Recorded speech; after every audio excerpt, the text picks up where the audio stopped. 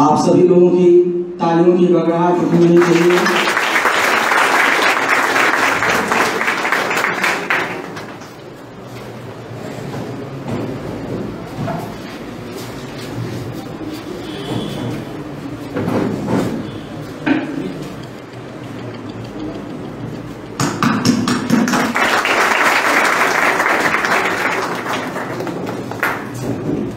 अब मैं Manu law college के छात्रों से आग्रह करूंगा कि वे आकर के अतिथियों को बैच लगा करके सम्मानित करें, उनका स्वागत करें।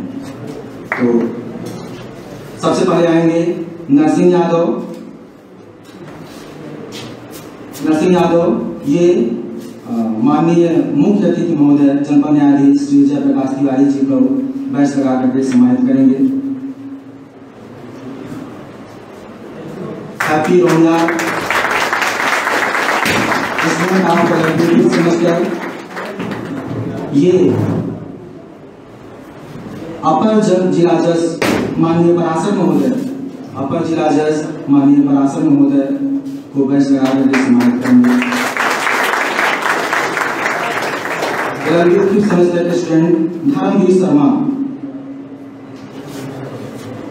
ये मुख्य न्यायिक मजिस्ट्रेट माननीय सौरभ श्रीवास्तव महोदय जी को बैच लगा करके सम्मानित करेंगे। अमित प्रकाश,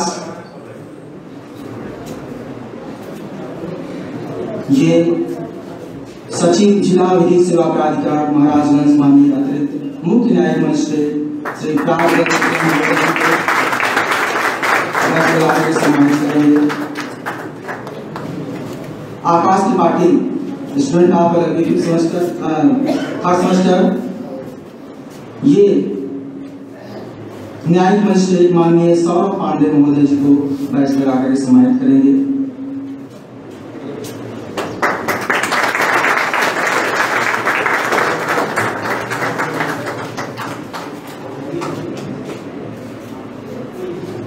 हमारे बीच सेवानिवृत्त जनपद न्यायाधीश माननीय श्री विजय प्रकाश मिश्र जी हमारे बीच आ चुके हैं।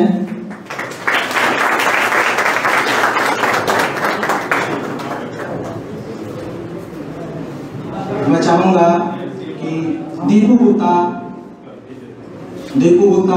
ये सेवानिवृत्त जनपद न्यायाधीश माननीय श्री विजय प्रकाश मिश्र महोदय जी को बैच लगा करके सम्मानित करेंगे।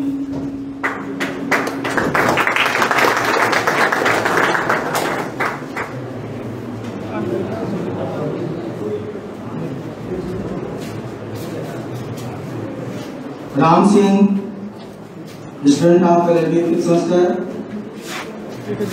ये उप जिलाधिकारी निचलौल श्री प्रमोद कुमार महोदय जी को बैच लगा करके सम्मानित करेंगे।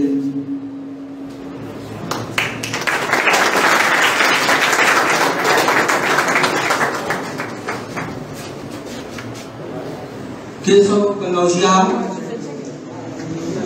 ये तहसीलदार निचलौल श्री अरविंद कुमार जी को बैच लगा करके सम्मानित करेंगे।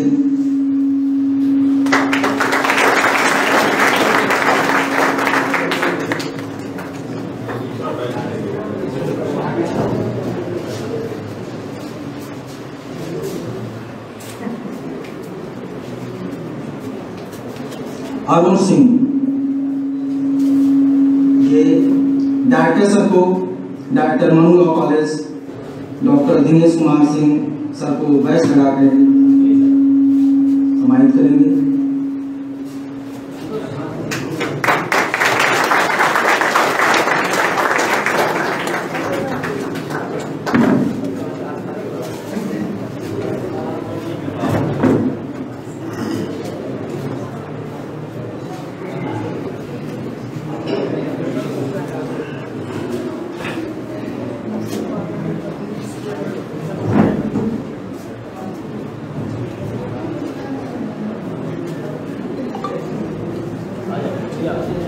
इसके पश्चात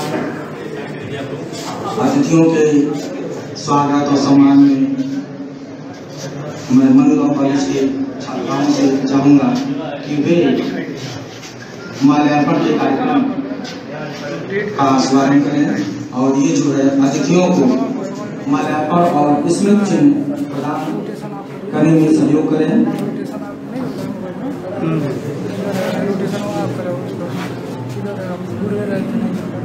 इस कार्यक्रम के मुख्य अतिथि माननीय director sir Manu law college माल्यार्पण करके स्वागत करेंगे और साथ में ही मोमेंटो प्रदान करेंगे।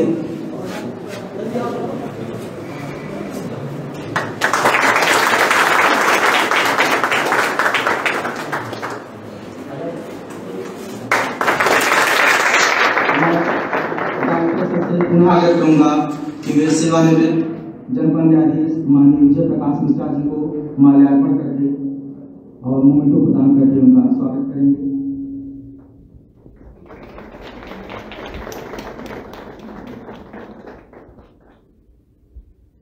मैं प्राचार्य मनु लॉ कॉलेज से आग्रह करूंगा कि वे अपर जिला न्यायाधीश महोदय जी को माल्यार्पण करके और उनको मोमेंटो प्रदान करके उनका स्वागत करें।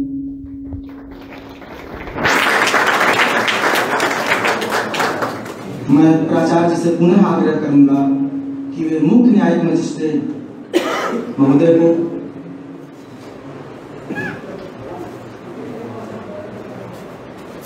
माला बना करके और मोमेंटो प्रदान करके उनका स्वागत करेंगे।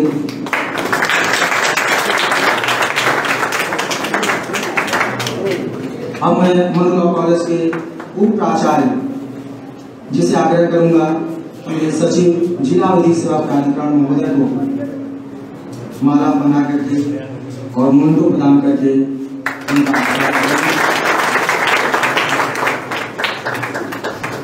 इसी के साथ ही मैं उप प्राचार्य से पुनः आग्रह करूंगा कि वे सिविल जज जूनियर डिवीजन महोदय को भी माल्यार्पण करके और उनको मोमेंटो प्रदान करके उनका स्वागत करें।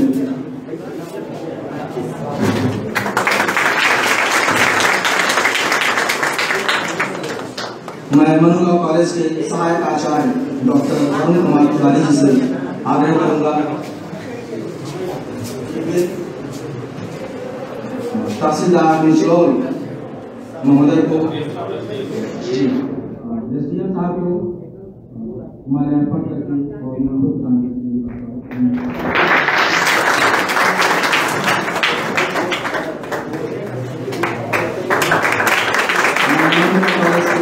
सहायक आचार्य अश्विनी कुमार सिंह जी से आग्रह करूंगा कि वे तहसीलदार साहब को माल्यार्पण कर और मोमेंटो प्रदान कर उनका स्वागत करें।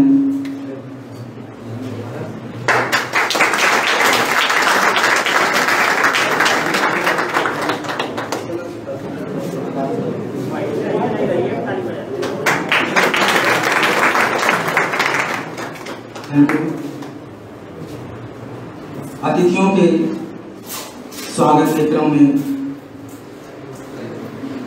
मैं चाहूंगा कि सबसे पहले अब मां सरस्वती विद्या की देवी मां सरस्वती की वंदना करके उनका आशीष प्राप्त किया जाए। इसके लिए मैं मनु लॉ कॉलेज की छात्राओं को आग्रह करूंगा कि वे आकर के इस मंच पर सरस्वती वंदना करें।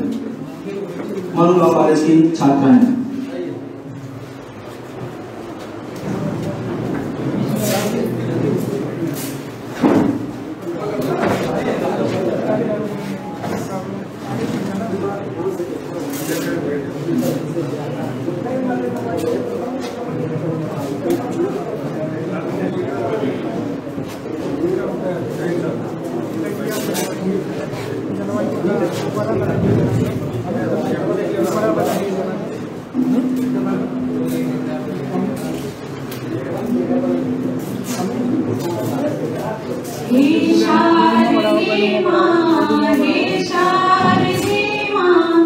अज्ञानता से हमें तार दे मां।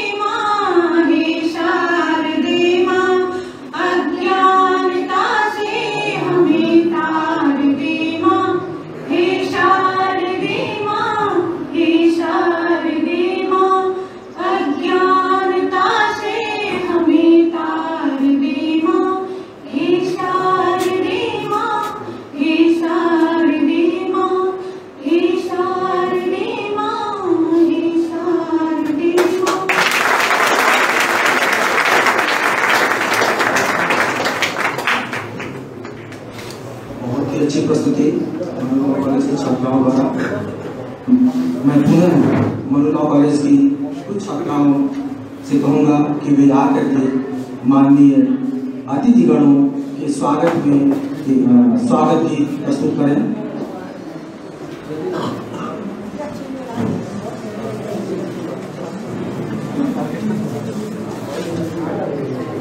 अमृता चौबे, गुलशन निशा, मधुरिका शर्मा, अपाड़ा त्रिपाठी।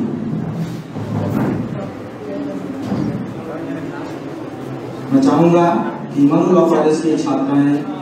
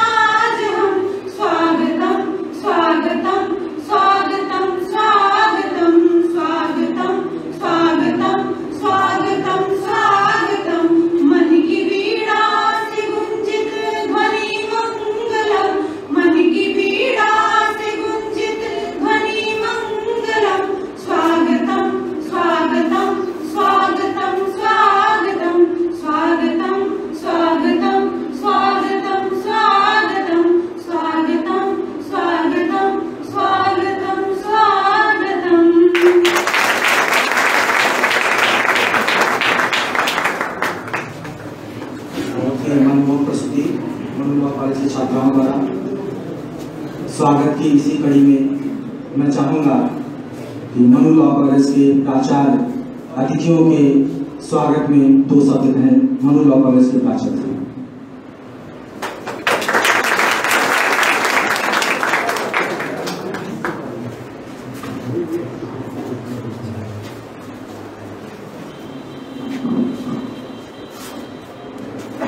आज हम लोग मनु लॉ कॉलेज सभागार में विधिक सेवा शिविर कार्यक्रम के उपलक्ष्य में एकत्रित हुए हैं। कार्यक्रम में मंचासीन माननीय जनपद न्यायाधीश श्री जयप्रकाश तिवारी महोदय, अतिथि सेवानिवृत्त जनपद न्यायाधीश श्री विजय प्रकाश मिश्र महोदय जी, अतिथि अपर जिला जज माननीय पराशर महोदय जी, अतिथि मुख्य न्यायिक मजिस्ट्रेट माननीय सौरभ श्रीवास्तव महोदय जी, अतिथि सचिव जिला विधिक सेवा प्राधिकरण महाराजगंज माननीय मुख्य न्यायिक मजिस्ट्रेट कार्डन शुक्ला जी, न्यायिक मजिस्ट्रेट माननीय सौरभ पांडे जी, उप जिलाधिकारी श्री प्रमोद महोदय जी, अतिथि तहसीलदार निचलौल श्री अरविंद कुमार जी, साथ ही अधिवक्तागण, मीडिया बंधु तथा हमारे छात्र छात्राओं को मैं आप लोगों का इस सभागार में हार्दिक अभिनंदन व वंदन करते हुए स्वागत करता हूँ। यह बताने में मुझे अधिकृत महसूस हो रहा है कि माननीय जिला न्यायालय महाराजगंज के द्वारा लगातार दूसरी बार विधिक सेवा प्राधिकरण महाराजगंज द्वारा विधिक जागरूकता शिविर हेतु हमारे लॉ कॉलेज को अवसर प्रदान किया गया। यह हमारा सौभाग्य है। इस कार्यक्रम के माध्यम से जन सामान्य में विधिक जागरूकता का प्रसार किया जाता है। विधिक क्षेत्र से जुड़े होने के नाते यह हम सब लोगों का, अध्यापकगण, छात्र छात्राएं, अधिवक्तागण तथा माननीय न्यायिक पदाधिकारी महोदय सबका दायित्व हो जाता है कि हम विधिक जानकारी को और आगे बढ़ाएं। विधिक जानकारी को और आगे बढ़ाने का अर्थ यह कदापि नहीं है कि हम जन सामान्य को अधिनियमों का पाठ पढ़ाएं। यह न तो संभव है, न वे तैयार हो पाएंगे, न ही यह हमारे द्वारा किया जा सकता है। बल्कि इसका अर्थ हम उनको उनके अधिकारों कर्तव्यों के प्रति सजग करें तथा उनको न्याय कैसे सुलभ हो सकता है इसकी जानकारी हम उनको देते रहें।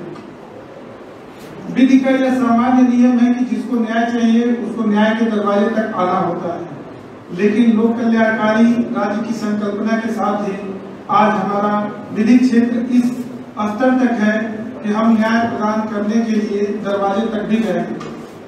इसी के क्रम में सरकार के द्वारा कई तरह के जैसे मोबाइल कोर्ट इत्यादि का गठन किया गया है। हम अगर अपने भारतीय संविधान के प्रस्तावना को ही देखें तो इसमें सोशल जस्टिस, सामाजिक न्याय की बात की जाती है।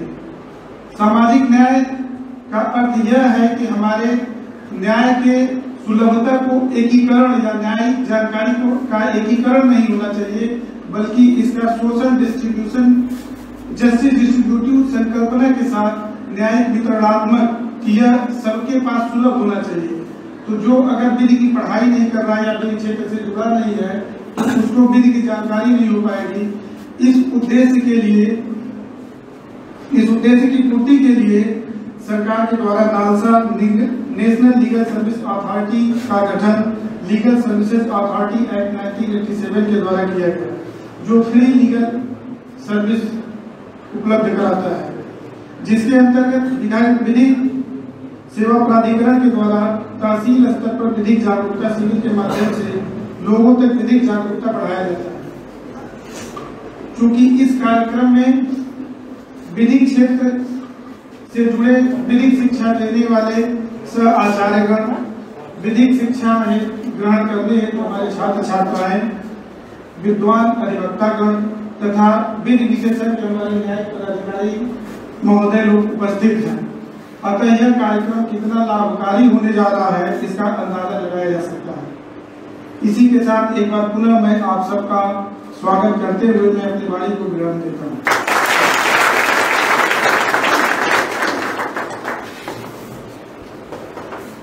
धन्यवाद आचार्य महोदय, आपने बहुत अच्छा कहा कि न्याय चला निर्धन के द्वार की संकल्पना अब आ चुकी है।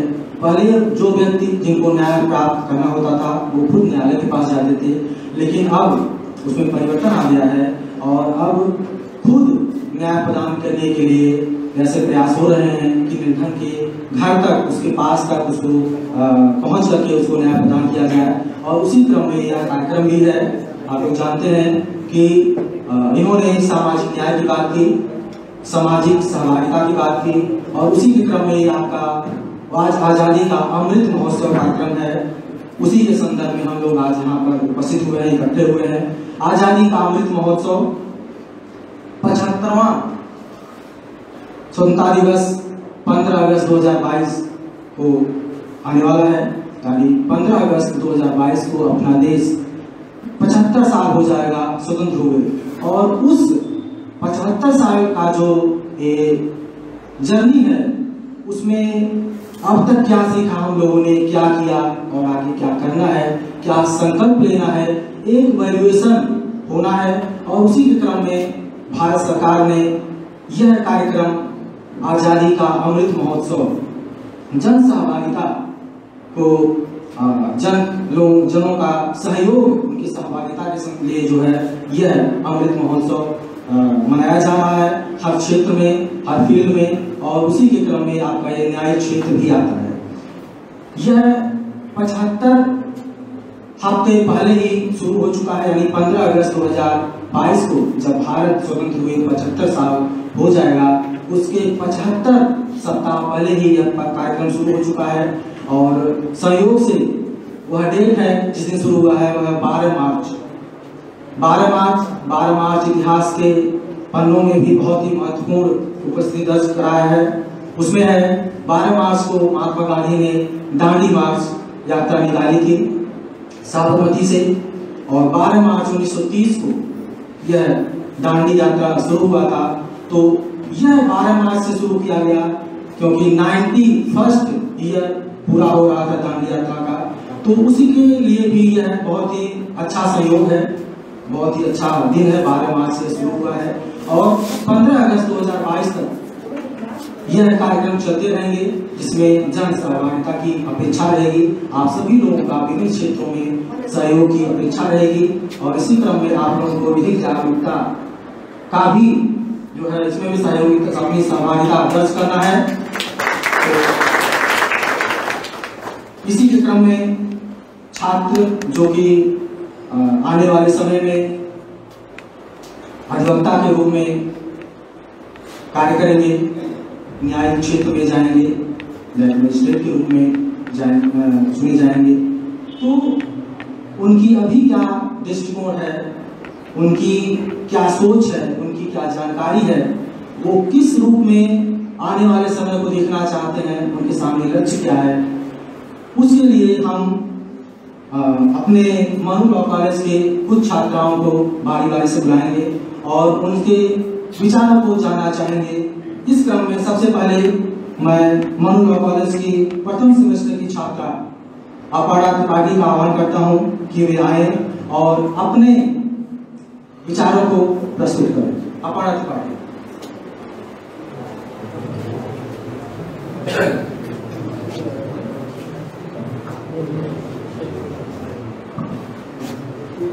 बहुत बहुत आभार आप सभी को कि ये हमें सुअवसर प्रदान किया, हम यहाँ पे खड़े होकर के कुछ बोलने के काबिल हो सके। सर्वप्रथम मैं अपना परिचय देना चाहूँगी। मैं अपर्णा त्रिपाठी मनु लॉ कॉलेज में LLB प्रथम सेमेस्टर की छात्रा हूँ।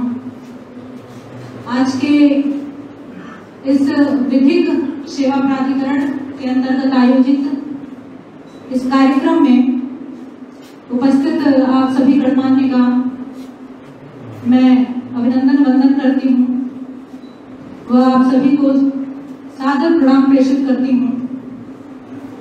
हम सभी छात्र छात्राओं के लिए आज का दिवस बहुत ही बेहतरीन दिवस साबित होने वाला है, क्योंकि हमें हमारे विधिक अधिकारों के बारे में चूंकि हम पढ़ते हैं, लेकिन आज व्यापक जानकारी श्रेष्ठ जनों के माध्यम से प्राप्त होने वाला है, और साथ ही साथ हमें आपके आशीर्वचनों से सिंचित होने का सौभाग्य प्राप्त होने वाला है।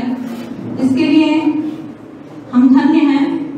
तो आइए अब उस विषय पर चर्चा करते हैं जिस विषय का आज आयोजन हुआ है, विधिक साक्षरता एवं जागरूकता आज के कार्यक्रम का विषय है। इसके बारे में जानने के लिए हमें पहले ये जानना होगा कि विधि क्या है। क्योंकि हम किसी भी व्यक्ति को अगर जागरूक करने जाएंगे और उसकी नींव के बारे में नहीं जानेंगे तो हम जागरूक कैसे करेंगे। तो सर्वप्रथम हमें जानना ये आवश्यक है कि विधि है क्या। मैं निरंतर अपने पिता के साथ यहाँ महाविद्यालय तक आती हूँ और मेरे पिता रास्ते पर मुझे कुछ अच्छी चीजें सिखाते आते हैं। हर रोज एक श्लोक सुनाते हैं और उस श्लोक का अर्थ समझाते हैं। तो विधि से रिलेटेड मुझे एक श्लोक का बहुत अच्छा लगा, मैं वो आप सभी के समक्ष प्रस्तुत कर रही हूँ कि सरदम्बु धरत छाया गत्वर्यो यौवनश्रिया आपात रम्या विषया पर्यंत परितापिना। मतलब शरद ऋतु का अंबुधर मतलब होता है कि अंबु मतलब जल होता है, धर मतलब धारण करने वाला। तो जो जल को धारण कर रहा है मतलब बादल। शरद ऋतु का जो बादल होता है वो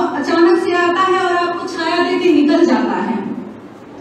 उसी प्रकार से जो यौवन होता है, ये भी होता है कि इसमें भी बहुत जल्दी यौवन आता है और समाप्त हो जाता है। उसमें अगर हम अच्छे रास्ते को अपनाते हैं, सार्थक रास्ते को अपनाते हैं, तो हम एक मार्ग, एक मंजिल को प्राप्त कर सकते हैं और समाज में अपना नाम स्थापित कर सकते हैं। लेकिन अगर वही मार्ग हम भटक जाते हैं कि आपात रम्या विषया, विषया मतलब कि इंद्रियों के विषय, इंद्रियां जो है इसमें साइलेंट हैं, तो आपात रम्या विषया कि कुछ समय के लिए हमें बहुत अच्छा लगता है अपने इंद्रियों को ये देखना कि हम इधर उधर जब भटकते हैं तो हमें बहुत अच्छा लगता है, लेकिन पर्यंत परितापिना ये हमारे लिए बहुत ही तकलीफ की बात होती है बाद में जाकर के। इसलिए कभी भी अपने कर्तव्यों से विमुख नहीं होना चाहिए और हमेशा अपने आचरण को सुंदर और सुसज्जित बनाना चाहिए। ये मेरे पिता ने ये चीज समझाया रास्ते भर में, तो मुझे लगा कि मुझे बताना चाहिए यहाँ पे, क्योंकि यहाँ पे युवा पीढ़ी बैठी हुई है, तो इसको अपने जीवन में जरूर धारण कीजिएगा आप लोग। क्योंकि विधि की बात है तो विधि से ही रिलेटेड है, इसमें भी आचरण की बातें होती है और जीवन में भी आचरण की बातें हैं। जहाँ आचरण हमारा गया वहाँ शास्त्र का प्रावधान हो जाता है। तो विधि क्या है? विधि जो कि एक गतिशील धारणा है, यह एक ऐसे नियमों का समूह है जो समाज में मनुष्य के आचरण को नियंत्रित करती है और विधि के उल्लंघन पर शास्त्र का प्रावधान भी है। तो आज का कार्यक्रम इसी पर आधारित है कि हम जिन विधियों एवं जिन दंड शास्त्र की जानकारी प्राप्त कर रहे हैं वो सिर्फ हम तक सीमित ना रह जाए। ये हम जाकर के जो लोग नहीं जानते हैं इसके बारे में उन तक ये पहुंचाएं, बल्कि मानवीय जीवन में संविधान के अनुरूप अनुशासन बनाए रखने के लिए अन्य व्यक्तियों को इसकी जानकारी दें और उन्हें जागरूक करें, या यूं कहें कि अन्य व्यक्ति भी इस जानकारी को प्राप्त कर लाभान्वित हो सकें। क्योंकि विधि की एक सूक्ति है, इग्नोरेंशिया जुडिस नॉट एक्सक्यूजेड, विधि का भूल क्षम्य नहीं है। चाहे वो आप कानूनन देखिए, चाहे आप अपने जीवन में धारण कीजिए, कोई भी भूल क्षम्य नहीं है। वो प्रकृति आपको दे देती है दंड और एक कानून दे देता है, तो ताकि कोई भी व्यक्ति विधि विरुद्ध कार्य ना करे, अपने सुआचरण से अपना जीवन सार्थकता की ओर ले जाए। और जो कि आज का इस आयोजन का यही उद्देश्य है, तो मैं ज्यादा समय ना लेते हुए चंद पंक्तियों से अपनी वाणी को विराम दूंगी कि मुश्किल हालातों में भी टकराने का जज्बा रखते हैं। मैं आप सभी को कह रही हूँ कि मुश्किल हालातों में भी टकराने का जज्बा रखते हैं, हम रेत को भी दीवार बनाने का जज्बा रखते हैं और लड़खड़ाने नहीं देते हैं जख्मी कदमों को अपने, लड़खड़ाने नहीं देते हैं जख्मी कदमों को अपने, हम दर्द को भी बखूबी हराने का बहुत आभार, बहुत बहुत धन्यवाद।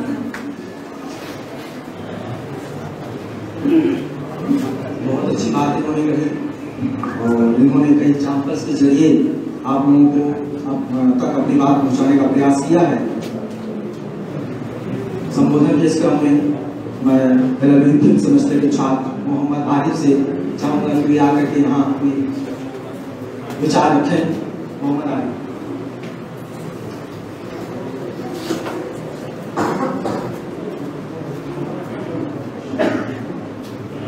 यहाँ पर आज उपस्थित सभी अतिथिगण का मैं आभार व्यक्त करता हूँ और सबको करता हूँ। विधिक सेवा प्राधिकरण के इस अवसर पे मुझे भी बोलने का अवसर प्राप्त हुआ है। इसमें मेरे द्वारा कुछ दृष्टिगत और मंथन के कुछ केसेस के माध्यम से बताने का प्रयास किया गया है कि विधि को कैसे संस्था के अनुसार सिद्ध करने के लिए और किस तरह प्रत्येक व्यक्ति तक, अंतिम व्यक्ति तक पहुंचाने का प्रयास किया गया है। उक्त लेख में बातों और निर्णयों को दृष्टिगत व मंथन कर संग्रहित किया गया है तथा यह संदेश देने का प्रयत्न किया गया कि विधि सर्वोपरि है, वह समतामूलक समाज के निर्माण में अहम भूमिका अदा की है तथा अंतिम व्यक्ति तक न्याय पहुंचाने के लिए भारतीय न्याय प्रणाली किस तरह प्रतिबद्ध है, जिसके क्रम में विधिक सेवा प्राधिकरण अधिनियम 1987 को लागू किया गया। यदि यह संदेश इन पंक्तियों को छूते हुए आप तक पहुंचेगा तो हमारा संवर्धन करिएगा, हमारे हौसले का अध्ययन करिएगा। विधिक सेवा प्राधिकरण अधिनियम 11 दिसंबर 1987 को लागू हुआ, जिसका मुख्य उद्देश्य समाज के दुर्बल लोगों को निःशुल्क सक्षम न्याय सुनिश्चित कराने हेतु सहायता उपलब्ध कराना है। इस अधिनियम के अध्याय 4 की धारा 12 में बताया गया कि विधिक सेवाओं के लिए कौन हकदार होगा। अनुसूचित और अनुसूचित जनजाति, बच्चों और स्त्रियों के लिए तथा मानव दुर्व्यवहार के शिकार लोगों को प्राथमिकता दिया गया है। यदि भारतीय विधिक प्रणाली को देखा जाए तो न्याय अंतिम व्यक्ति तक कैसे पहुंचे जैसे विचारों पर हमेशा से विचार अथवा मंथन होता रहा है तथा अंतिम व्यक्ति तक न्याय पहुंचाने के लिए भारतीय न्याय प्रणाली प्रतिबद्ध रही है। न्यायमूर्ति पी.एन. भगवती ने लोकहितवाद का विस्तार करते समय यूनियन फॉर डेमोक्रेटिक राइट बनाम भारत संघ के बाद में, जिसे एशियावाद भी कहा जाता है, में कहा कि राज्य के नागरिकों को यह कहने का हक नहीं है कि हमारे न्यायालय में सिर्फ धनी व्यक्तियों के बाद लंबित है, अतः हम निर्धन व्यक्तियों को तब तक न्यायालय नहीं आने देंगे जब तक वह धनी वकीलों की सहायता से न्यायालय में नहीं आते हैं। किसी भी कारण से दुर्बल तथा कमजोर लोगों तक न्याय को पहुंचाने से नहीं रोका जा सकता है।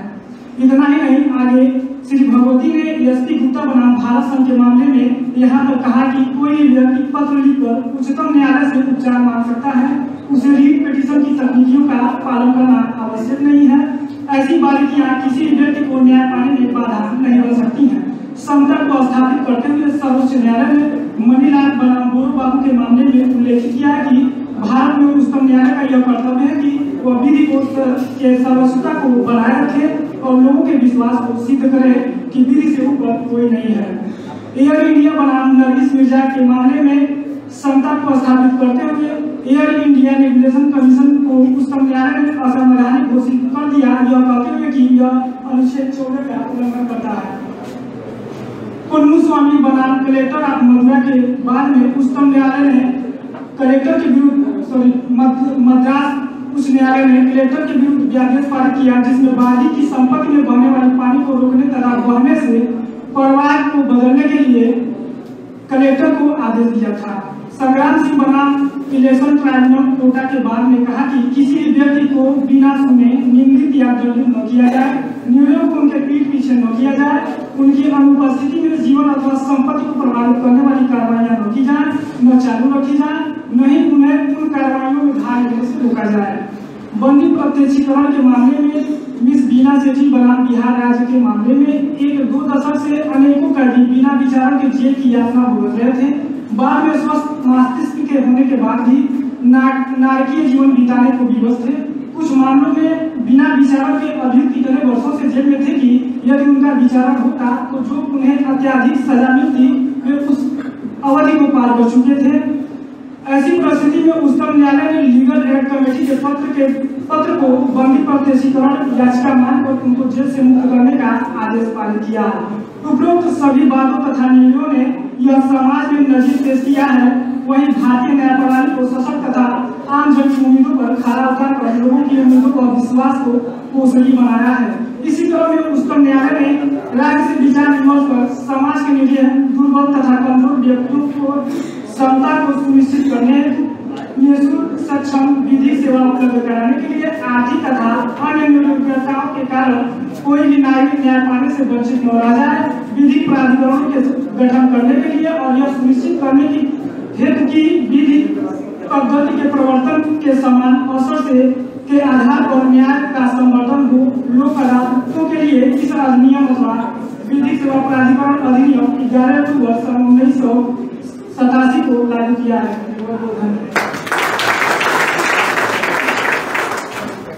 तारीख में केसेस के माध्यम से बहुत सारे तथ्यों को रखा है और आप लोगों को उसके बारे में जानकारी दी है।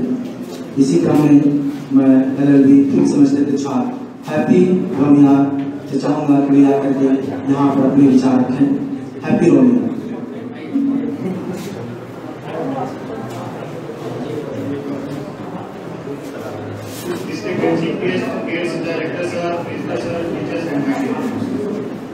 We are gathered here to make awareness about the function of legal service authority. Legal service authority is expanded at national level, state level, and district level. This legal service authority at district level is called district legal service authority. In Jilla Vidik Seva Keନ୍ଦ୍र It is established by a great purpose to ensure the right of participation of electrification. The major function of this authority is to local various level to encourage the settlement of dispute by way of negotiation, arbitration, and procedures. To secure the legal rights of poor competition and meet the section of ensure that the profession of legal justice on the basis of activities.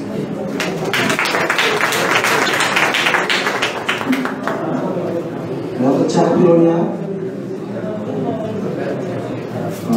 हमारे बीच में मंच पर जिलाधिकारी महोदय जी उपस्थित हैं। तो मैं चाहूँगा कि आप लोग उनके शब्दों से लाभान्वित हों। मैं आग्रह करूँगा जिलाधिकारी महोदय से क्रिया करके यहाँ पर 2 शब्द करें।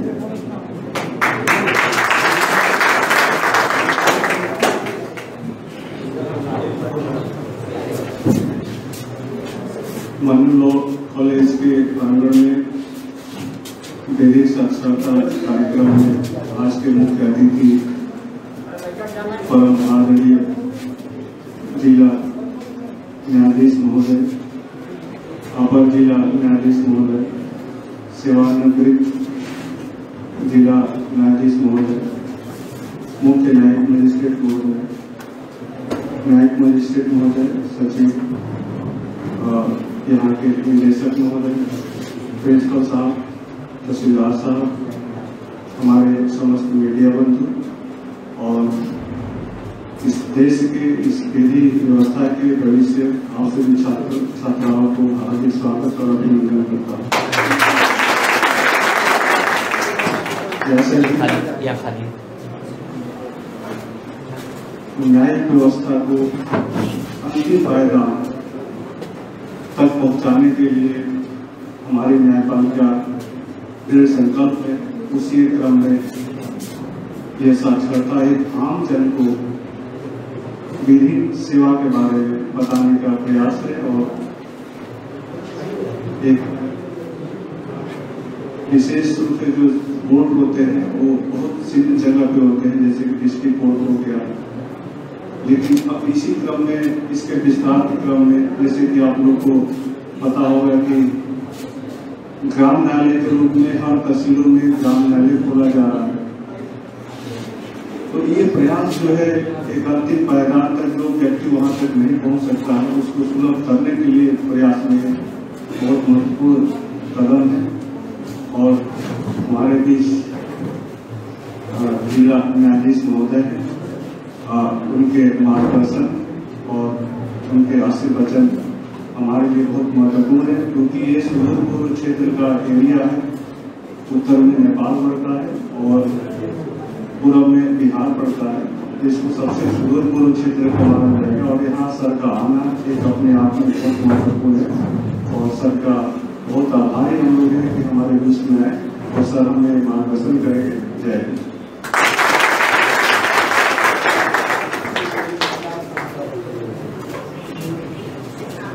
Thank you sir, thank you very much. संबोधन के क्रम में मैं माननीय न्यायिक मजिस्ट्रेट महोदय जिला न्यायालय महाराजगंज से आग्रह करूँगा कि वे भी यहाँ पे आकर के बच्चों को 2 शब्द कहें, उन्हें प्रेरित करें। माननीय न्यायिक मजिस्ट्रेट महोदय जिला न्यायालय महाराजगंज।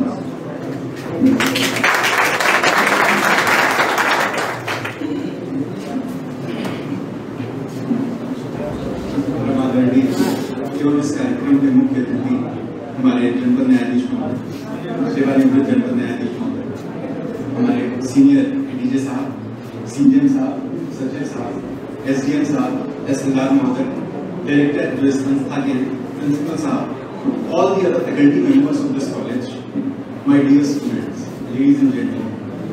सर्वप्रथम आप लोगों से बात करने से पहले मैं एक चीज कहना चाहूंगा। मैंने जो नोटिस किया, जो 3 वक्ता इस मनु लॉ कॉलेज के बोले, तो एक चीज मुझे बड़ी अच्छी लगी कि उनमें से कुछ वक्ताओं ने हिंदी में अपना वक्तव्य रखा and there was one student जिसने अपना माध्यम जो है इंग्लिश चुना।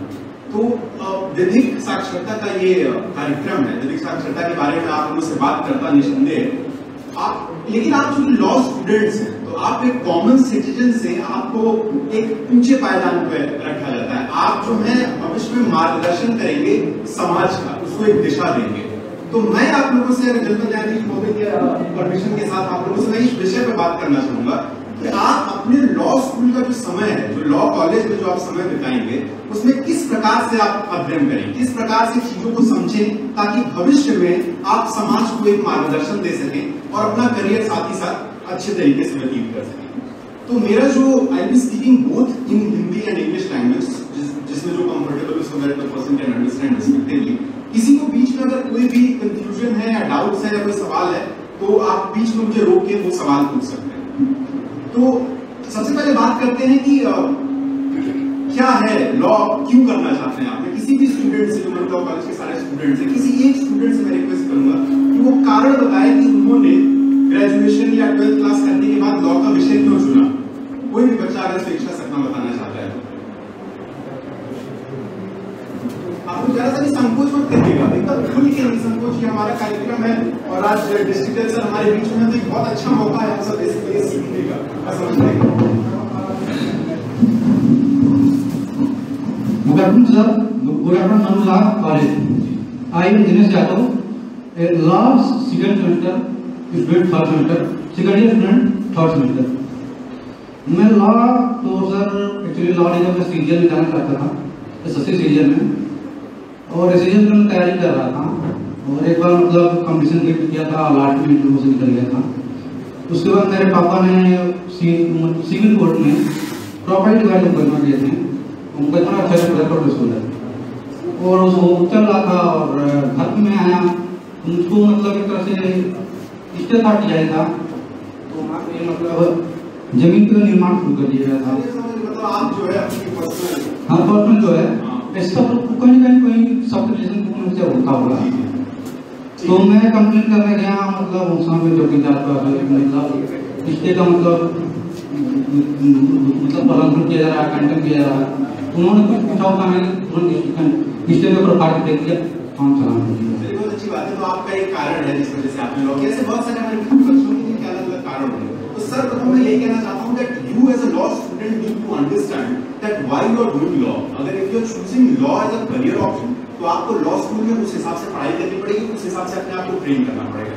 सिर्फ ये जान लेना कि धारा 302 में क्या है या संविधान में क्या लिखा गया है, सिर्फ उस चीज को समझ लेना है जो है ये लॉ के स्टूडेंट का वो बहुत सीमित अंडरस्टैंडिंग है। आपको एक लीगल स्किल, एक लीगल एप्टीट्यूड डेवलप करना बहुत जरूरी है। It's very important for every law student to read between the lines. और साथ ही साथ आपको इस लॉ स्कूल का जो आपका समय है 3 साल का, उसमें सबसे ज्यादा आप फोकस करिएगा कि भाषाई ज्ञान पे, you should try to develop your language. साथ ही साथ आप अपनी ओरेटरी स्किल्स पे बहुत काम करिएगा, और जो भी जितने भी एक्स्ट्रा करिकुलर एक्टिविटीज होते हैं उनमें आप जितना पार्टिसिपेट करेंगे उतना ही आपकी पर्सनैलिटी निखर के आएगी और आगे भविष्य में आप अच्छा कर पाएंगे। देखिए जो लॉ का स्ट्रीम है बहुत ही अच्छा स्ट्रीम है। There are so many avenues available. After completing your law you are most welcome to join the district court as lawyer. You can become a जज बाय राइटिंग द कॉम्पिटिशन। आप बहुत सारे multinational corporations में जा सकते हैं, आप banks में जा सकते हैं, लॉ फर्म्स हैं जिनमें आप कॉर्पोरेट लीगल एडवाइजर्स बन सकते हैं। तो जो एवेन्यूज है लॉ के वो बहुत ज्यादा है। इंपॉर्टेंट थिंग इज कि आप अपने आप को ट्रेन कैसे करें, आप एम्प्लॉयबल बनाएं कैसे अपने आप को। सिर्फ आपकी एलएलबी डिग्री हो जाने से आप मार्केट के लिए एसेट नहीं है, लेकिन अगर आपके पास वो स्किल्स हैं, अगर आपके पास वो इंटरपर्सनल स्किल्स हैं, आपके पास वो ओरेटरी स्किल्स है, आपके पास आर्गुमेंटेटिव स्किल्स हैं, आपके पास कन्विंसिंग एबिलिटीज हैं, तो आप निश्चित रूप से लॉ की पढ़ाई करने के बाद बेरोजगार घर पर नहीं बैठेंगे। This is an assurance that I can give you मेरे अपने एक्सपीरियंस से। लेकिन उसके लिए अभी सब उसके लिए आपको लगना पड़ेगा, आपको मेहनत करनी पड़ेगी। उदाहरण स्वरूप में बताऊं तो जब मैं कॉलेज में अपने लॉ स्कूल में था तो मुझे पता चला कि हमारे लॉ स्कूल में न्यूज़लेटर सोसाइटी नहीं है। तो मैंने अपने प्रिंसिपल साहब से बात की, हमने कहा sir ma'am there is no newsletter society in our college, so give me one opportunity and I want to establish one newsletter society in our college. She was very kind, she said कि ठीक है आप करिए। हमने newsletter society बनाई, उससे हमें बहुत कुछ सीखने को मिला। जो भी आप नया इनिशिएटिव लेते हैं उससे आपको नया सीखने को मिलता है। एक एनेक्डोट मैं शेयर करना चाहूंगा। जब न्यूज़लेटर सोसाइटी बनाई तो उसमें हम लीगल यूनिवर्सिटी का इंटरव्यू लिया करते थे।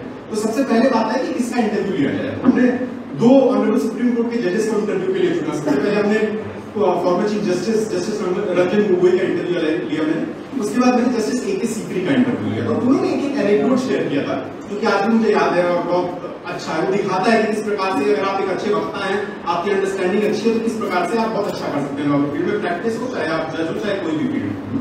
तो एनेक्डोट इस प्रकार से है कि एक लॉ मिनिस्टर थे मिस्टर अशोक सेन, जो कि शायद इंदिरा गांधी के टाइम में लॉ मिनिस्टर थे, बहुत अच्छे एडवोकेट थे, बहुत अच्छे सीनियर एडवोकेट थे, बहुत अच्छी प्रैक्टिस थी उनकी। एक बार वो एक मैटर आर्ग्यू कर रहे थे, आई थिंक सुप्रीम कोर्ट में कोई मैटर था, तो एडवोकेट ऑन रिकॉर्ड्स होते हैं सुप्रीम कोर्ट में, वो suppose to brief the senior counsels before they appear in the court.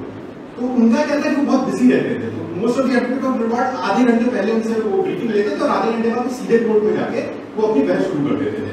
तो ऐसी एक वाकया हुआ जिसमें एडवोकेट ऑन रिकॉर्ड ने उनको ब्रीफ किया, तो वो कहते थे कि आधे घंटे में सिर्फ आप मुझे फैक्ट्स के बारे में बताइए, you don't need to tell me about the law, I take care of the law, but just brief me about the facts and that is sufficient. मैं जाऊंगा और अपना वक्त कर दूंगा। तो एक एडवोकेट ऑन रिकॉर्ड ने उनको ब्रीफ किया, वो गए बोलना शुरू किया। एडवोकेट ऑन रिकॉर्ड जो महोदय जो थे पीछे खड़े थे, उन्होंने 5-10 मिनट तक जब बोला, बहुत अच्छा बोला, बहुत ऊर्जा से बोला, बहुत बढ़िया तरीके से अपना वक्त रखा, लेकिन एडवोकेट ऑन रिकॉर्ड महोदय जो थे वो लगे घबराने, क्योंकि उन्हें एहसास हुआ कि लगता है सर समझे ही नहीं है कि किस साइड में हम लोग हैं। आर्गुमेंट तो बहुत अच्छा कर रहे थे, लेकिन वो अपोजिशन से आर्गुमेंट कर रहे थे, लेकिन वो इतने फ्लो में थे। जब एडवोकेट ऑन रिकॉर्ड महोदय ने उनको कहा कि सर आप दूसरे साइड से आर्गू कर रहे हैं, उन्होंने ध्यान नहीं दिया, वो अपना आर्गुमेंट करते रहे। 15 मिनट बाद 2 जजेस की बेंच जो थी, जब वो लोग आपस में बात करने लगे कि भाई हो क्या रहा है, तब एडवोकेट ऑन रिकॉर्ड महोदय को एक मौका मिला कि भाई बताएं वो कि सर हुआ क्या है। तब 15 मिनट बाद जब बहुत अच्छे से उन्होंने अपना वक्तव्य रख लिया, then the advocate on record told him कि सर ये तो आपने अपोजिशन का केस रख दिया, तो मैटर हमारा खत्म हो गया। अच्छा हो गया। फिर तो जब दोनों जज साहब लोगों की बात खत्म हुई, तब इन्होंने कहा, वो हमारे सीनियर मिस्टर अशोक सेन, उन्होंने कहा my Lord's, this was the best case from the side of the opposition. मैंने आपको बताया कि बेस्ट केस क्या हो सकता है ऑपोजिशन की तरफ से। अब मेरा वक्तव्य यहां से शुरू होता है, now I will demolish every single point. मोड़ दिया और जितने उन्होंने अपने आर्गुमेंट दिए, अपने ही आर्गुमेंट्स को पूरा अगले आधे घंटे में उन्होंने मतलब खत्म कर दिया और उसको अपने फेवर में ऑर्डर लिया। तो ये ऑरेटरी स्किल का है, और ये आपकी जो लीगल क्राफ्टमैनशिप है वो शब्द उतना सही नहीं है, लेकिन ये है जो आप एक्सपीरियंस के साथ अपने बहुत सारे अनुभवों के साथ सीखते हैं। इसी प्रकार से एक नानी पालकीवाला जी का भी इंसिडेंट है, मैं आप लोगों को बताना चाहूंगा। केशवानंद भारती केस के बारे में शायद आप लोगों ने सुना हो, पढ़ा हो, जिसमें बेसिक स्ट्रक्चर डॉक्ट्रिन दिया गया था। 1973 का एक लैंडमार्क केस है, जो सारे लॉ स्टूडेंट्स को मोस्टली पता होता है। उसमें एक चीज थी जो शायद हम लोग नहीं जानते हैं, 2 साल बाद जब इंदिरा गांधी की सरकार की इमरजेंसी के समय, तो मैडम प्राइम मिनिस्टर वांटेड कि वो जजमेंट जो है वो रिव्यू किया जाए।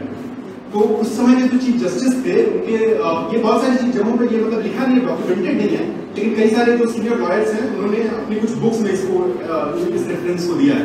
तो चीफ जस्टिस महोदय ने उसको ये एक कॉन्स्टिट्यूशन बेंच बनाई, जिसके सामने the legal question was whether there is a need to review the Kesavananda Bharati judgment. 2 दिन तक इसका मैटर लिस्ट हुआ सुप्रीम कोर्ट में। नानी पालकीवाला जिस समय के सीनियर एडवोकेट थे, वो बहुत ही अपने प्राइम पर उस टाइम की प्रैक्टिस, उन्होंने केशवानंद भारती में भी आर्गुमेंट्स किया था। 2 दिन बहुत ही बेहतरीन बहस की उन्होंने, और उन्होंने लीगल पॉइंट्स पर बहस नहीं की। आपको सिर्फ लॉ के बारे में जजेस को नहीं समझाना है, आपको कोर्ट के कॉन्सेंस को हिट करना है। 2 दिन में नानी पालकीवाला जी ने कॉन्सेंस को इस प्रकार से हिट किया कि तीसरे दिन बिना उस पर कोई ऑर्डर नहीं आया, कुछ नहीं हुआ, अपने आप वो लिस्ट से खत्म हो गया। वो मैटर तीसरे दिन लिस्ट ही नहीं हुआ।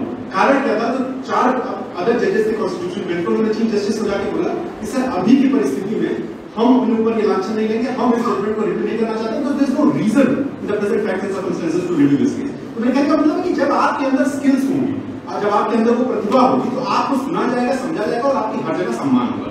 तो यही मेरा कहना है, जैसे मूड कोर्ट सोसाइटी में देखा नीचे आप लोगों को बहुत अच्छा बना हुआ है, प्रांगण है, बहुत अच्छे इंफ्रास्ट्रक्चर वगैरह है, तो उसका आप यूटिलाइज करिए, जो भी है उसको मोस्ट आप उसको हासिल करने की कोशिश करिए। आप लॉ को समझिए, आप जैसे विधिक साक्षरता का कार्यक्रम है, राइट्स है, तो राइट्स कितने प्रकार के होते हैं, आप गहराई में जाइए। कॉन्स्टिट्यूशनल राइट क्या है, फंडामेंटल राइट, कॉन्स्टिट्यूशनल राइट में एक सब कैटेगरी क्यों बनाई गई है? वो कैटेगरी सब कैटेगरी इसलिए बनाई गई क्योंकि अगर कोई भी कानून लाया जाता है और फंडामेंटल राइट को वायलेट करता है, तो वो कानून जो है स्ट्रक डाउन किया जा सकता है, क्योंकि वो जो है अनकॉन्स्टिट्यूशनल मान लिया जाएगा। ये एक और फंडामेंटल राइट में आर्टिकल 32 का सिग्निफिकेंस क्या है कि आप इसके अगेंस्ट सुप्रीम कोर्ट में जा सकते हैं, ये भी अपने आप में फंडामेंटल राइट है। तो आपको क्लियरली इसको समझने की जरूरत है, what is the difference between statutory right, constitutional right and all these जो भी डिटेल्स होते हैं। तो विधिक ज्ञान के साथ साथ आप अपनी इंटरपर्सनल स्किल्स का विकास करिए और अच्छे से पढ़ाई लिखाई करिए। हमको हमारी शुभकामनाएं आपके साथ है and all the best. Thank you so much.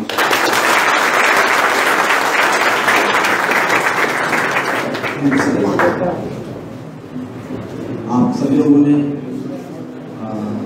कई इंसिडेंट सुने और आपको पता चला होगा कि कितने महत्वपूर्ण जरूरी होते हैं कितने स्किल्स, और सर ने आप लोगों को अपने अंदर स्किल डेवलप करने के लिए जो प्रेरित किया। न केवल लॉ के क्षेत्र में बल्कि एक्स्ट्रा करिकुलर एक्टिविटीज में भी आप लोगों को अपने आप को बेहतर करना है। संबोधन के इस क्रम में मैं LLB फिल्म सेमेस्टर के स्टूडेंट अखिलेश गुप्ता से चाहूँगा कि वे आकर के अपने विचार यहाँ पर प्रस्तुत करें। अखिलेश गुप्ता।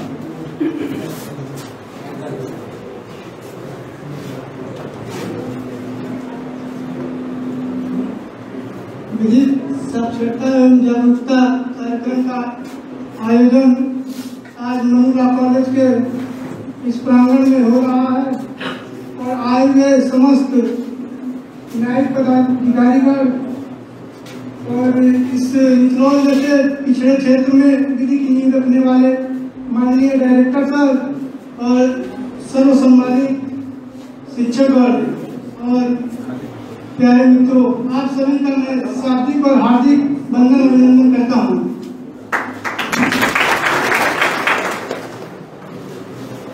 संविधान के अनुच्छेद 14 में निहित समान न्याय की अवधारणा तभी साकार होगी जब शैक्षिक, आर्थिक या किसी अन्य अक्षमता से पीड़ित व्यक्ति को भी न्याय सहज और सुलभ हो सके।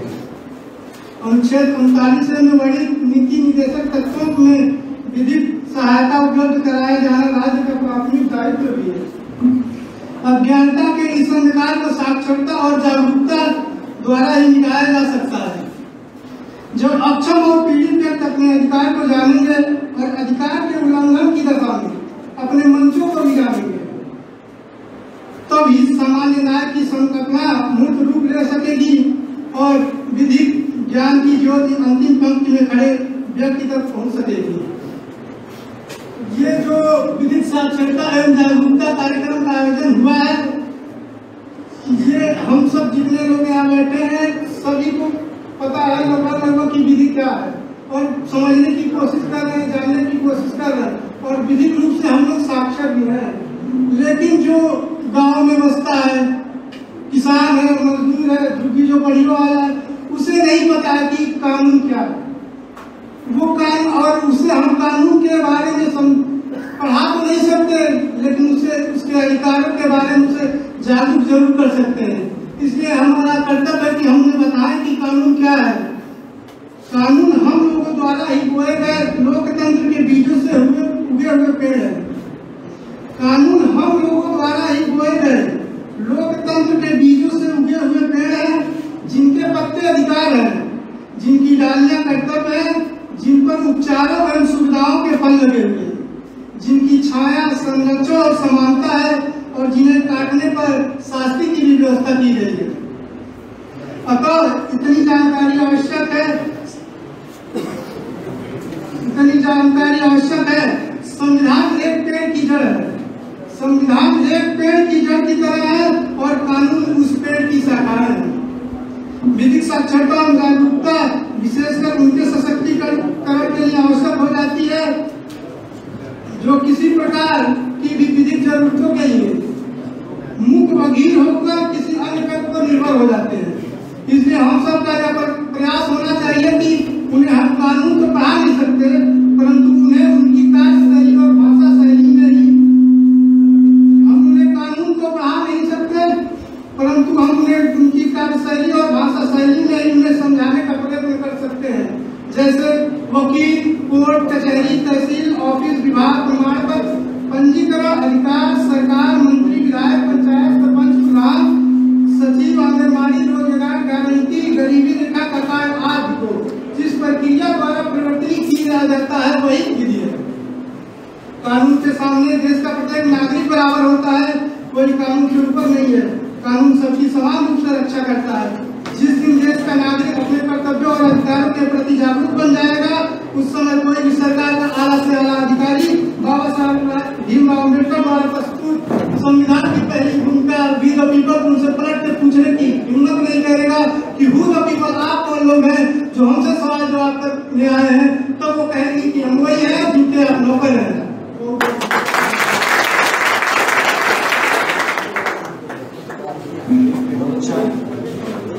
ने जागरूक करने के लिए बात में कहें कि कैसे जो है हम जो गरीब हैं, मजदूर हैं, जो भी लोग आते हैं, कैसे उनको जागरूक कर सकते हैं। आशा के क्रम में मैं अरुण कुमार यादव को बुलाऊंगा, वे आकर के अपने विचार व्यक्त करेंगे।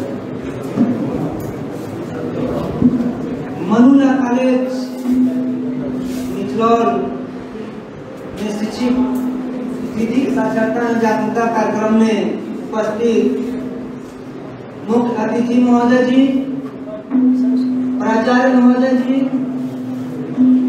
प्रबंधक महोदय जी व कॉलेज के समस्त सम्मानित आचार्यगण और इस हाल में उपस्थित मेरे प्रिय भाइयों और बहनों और समस्त सम्मानित अतिथिगणों को हम अपनी हृदय की गहराइयों से सादर प्रणाम करते हैं। मेरे देश के जवानों, नौजवान साथियों, भाइयों और बहनों, विधिक साक्षरता एवं जागरूकता कार्यक्रम हम सबको यह संदेश देता है कि हम कानूनन लोगों के उनके अधिकार और कर्तव्य के प्रति आगाह करें, जागरूक करें, संजीदा करें और हम खुद कानूनन अपने अधिकार और कर्तव्य के प्रति संजीदा रहें। हम एक गांव के दौरे में गए हुए थे, दहेज प्रथा का मामला था। उस पीड़ित परिवार को न्याय नहीं मिल रहा था। भाग दौड़ करके कठिन परिश्रम करके उस पीड़ित परिवार को न्याय हमने दिलवाया। जब तक आप अपने कानूनन अपने अधिकार और कर्तव्य के प्रति संजीदा नहीं होंगे, आगाह नहीं होंगे, जागरूक नहीं होंगे, तब तक न आप अपना भला कर पाएंगे, न समाज का भला कर पाएंगे, न राज्य का भला कर पाएंगे, न देश का भला कर पाएंगे। इसलिए मेरे भाइयों और बहनों, आप इसलिए मेरे प्रिय भाइयों और बहनों, हम सबको कानूनन अपने अधिकार और कर्तव्य के प्रति आज ही संजीदा हो जाने की आवश्यकता है। कल बहुत देर हो जाएगी। मेरे पास और भी शब्द थे, लेकिन समय अभाव के कारण मैं अपने वक्तव्य को विराम देना चाहता हूँ।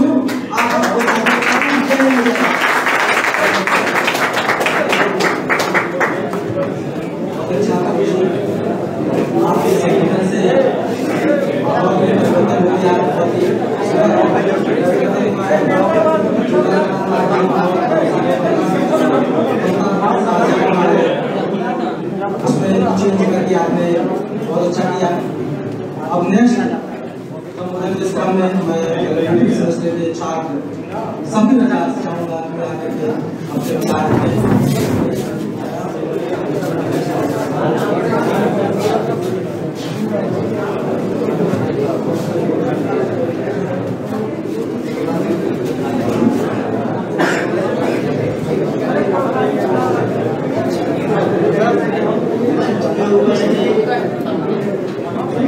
मुख्य अतिथि एवं विशिष्ट अतिथि माननीय प्रबंधक सर और प्रधान आचार्य सर और समस्त शिक्षकों को मेरा सादर प्रणाम।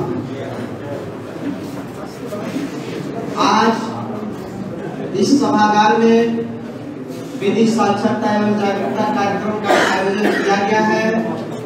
इसके संदर्भ में अपनी सहभागिता सुनिश्चित करते हुए मैं संविधान द्वारा प्रदत्त मूल अधिकार के बारे में बताना चाहता हूँ। मैं कहना चाहूँगा कि सारे जहां से अच्छा हिंदुस्तान हमारा, सारे जहां से अच्छा हिंदुस्तान हमारा, हम बुलबुले हैं इसकी यह गुलशिता हमारा। गुरबत में हो अगर हम रहता है दिल वतन में, समझो हमें वही है दिल है जहां हमारा। सारे जहां से अच्छा हिंदुस्तान।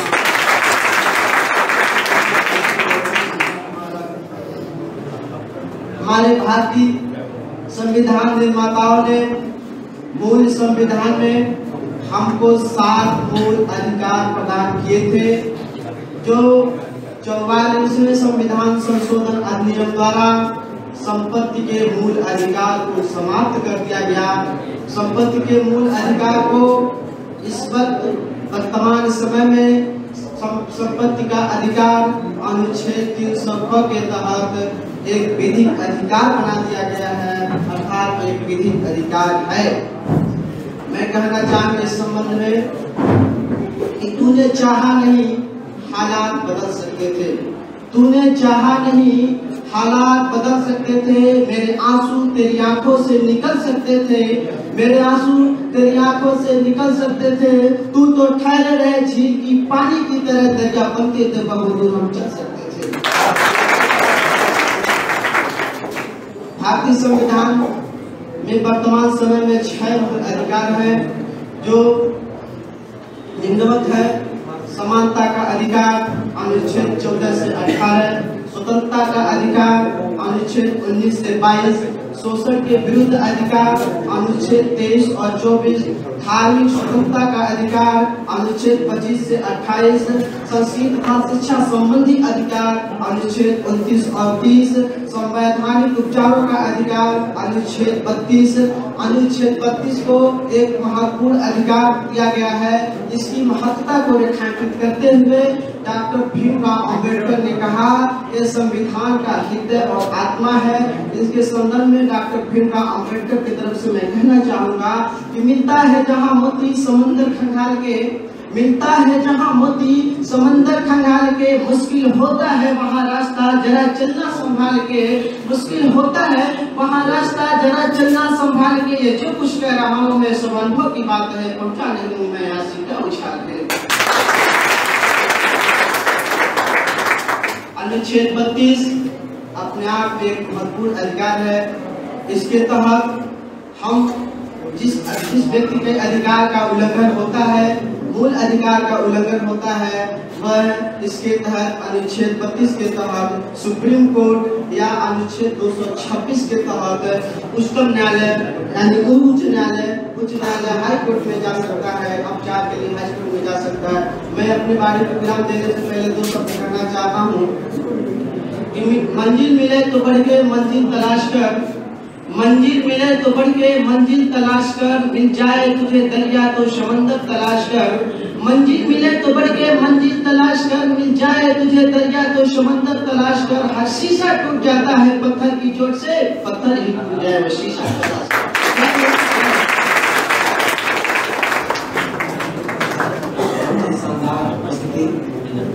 सभी रजा के द्वारा इन्होंने अधिकारों के प्रति जागरूक करने के साथ साथ कुछ पंक्तियों को भी आपके बीच में रखा है और आपका उत्साहवर्धन किया है।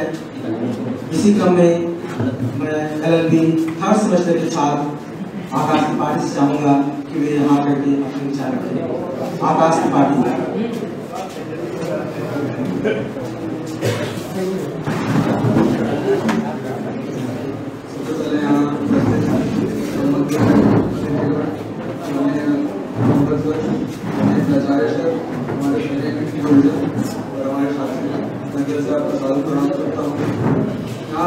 जिस विषय पर हम लोग चर्चा करने के लिए इकट्ठा हुए हैं विधिक साक्षरता एवं जागरूकता कार्यक्रम है, जिसके विषय में मैं आपसे कुछ 2 बातें करूंगा। विधिक जागरूकता अथवा विधिक साक्षरता से आशय जनता को कानून से संबंधित सामान्य बातों से परिचित कराकर उनका सशक्तिकरण करना है। पहले विधिक रूप से साक्षर होने का अर्थ था कानूनी दस्तावेजों, विचारों, निर्णयों, कानूनों आदि को लिख पढ़ पाने की क्षमता, किंतु अब इसका अर्थ कानून से संबंधित इतनी क्षमता से है जो किसी कानून समाज में अर्थपूर्ण जीवन जीने के लिए जरूरी है। वास्तव में वादकारी को योग्य न्यायाधीशों, सुसज्जित न्याय कक्षों, विद्वान, अधिवक्ता समुदाय एवं न्यायिक निर्माण से कोई सरोकार नहीं रहता है, बल्कि उसकी स्थिति एक बीमार व्यक्ति की तरह होती है जो शीघ्र से शीघ्र इस बीमारी से निजात पाना चाहता है। वैदिक कहावत यह है कि कानून के प्रति अनभिज्ञता कोई बचाव नहीं है, अर्थात जैसे ही कोई कानून प्रभाव में आता है यह अवधारणा स्थापित हो जाती है कि प्रत्येक संबंधित जन को इस कानून की जानकारी है, जबकि व्यवहारिक पहलू भिन्न है। उदाहरण के लिए सड़कों पर अज्ञात वाहन से दुर्घटना हो जाना एक आम बात हो गई है। ऐसी घटना को मोटर वाहन अधिनियम के अंतर्गत हिट एंड रन के रूप में प्रावधानित किया गया है और पीड़ित पक्षकार को अंतोष की धनराशि उपलब्ध कराने की व्यवस्था की गई है, परंतु इस प्रावधान की जानकारी न होने के कारण प्रायः इस प्रावधान का लाभ दुर्घटना से प्रभावित व्यक्ति न उठा पा रहे हैं। अतः जनकानून के प्रचार प्रसार के द्वारा उक्त विधि विद्वानों से आम जनता तक अवगत कराया जाना विधिक साक्षरता कार्यक्रम का प्रमुख उद्देश्य है। विधिक सेवा प्राधिकरण अधिनियम 1987 की व्यवस्था के अनुसार विधिक सेवा कार्यक्रम के अंतर्गत न केवल कमजोर व्यक्तियों को विधिक सेवा उपलब्ध कराया जाना है, बल्कि भारत के सुदूर एवं ग्रामीण अंचलों में कैंप लगाकर आम जनता को विभिन्न विधिक प्रावधानों से अवगत कराते हुए उन्हें विधिक रूप से साक्षर बनाना भी विधिक सेवा कार्यक्रम का अभिन्न अंग है, जिसे विधिक साक्षरता कार्यक्रम के रूप में जानते हैं। इसी तरह मैं अपने बारे में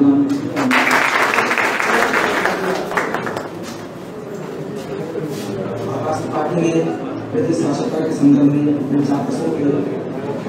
इसी क्रम में मैं चाहूँगा कि LLB फर्स्ट सेमेस्टर के छात्र जियाउल्लाह यहाँ पर आकर के अपने विचार रखें। फर्स्ट सेमेस्टर का छात्र जियाउल्लाह।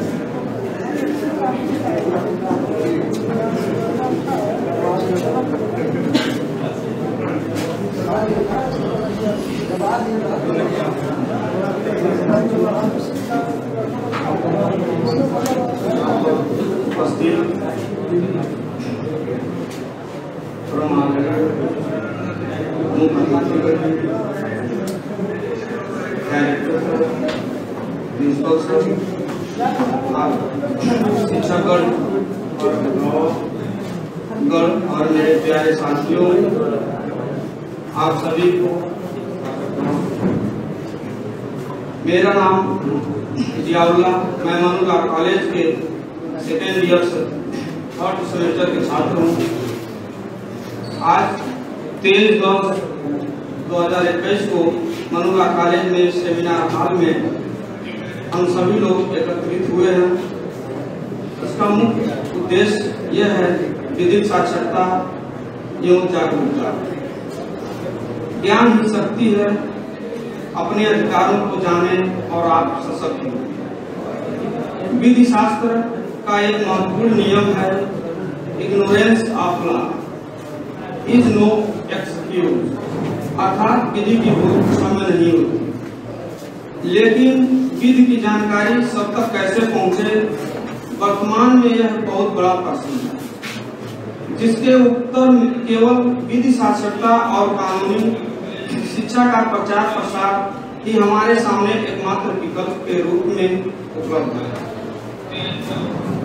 वर्तमान समय में विधिक शिक्षा के माध्यम से कानूनी शिक्षा को जनसाधारण तक पहुंचाने के प्रयास, लेकिन भारत जैसे विकासशील देश में इस दिशा में अभी बहुत कुछ किया जाना शेष है।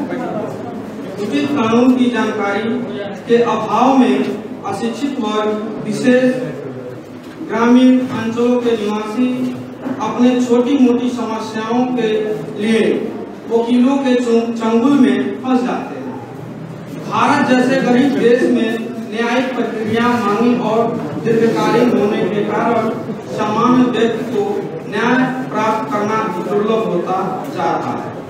अतः आज इस बात की आवश्यकता है कि कानूनी शिक्षा के प्रचार और प्रसार के द्वारा विधिक साक्षरता के अभियान को सार्थक बनाया जाए।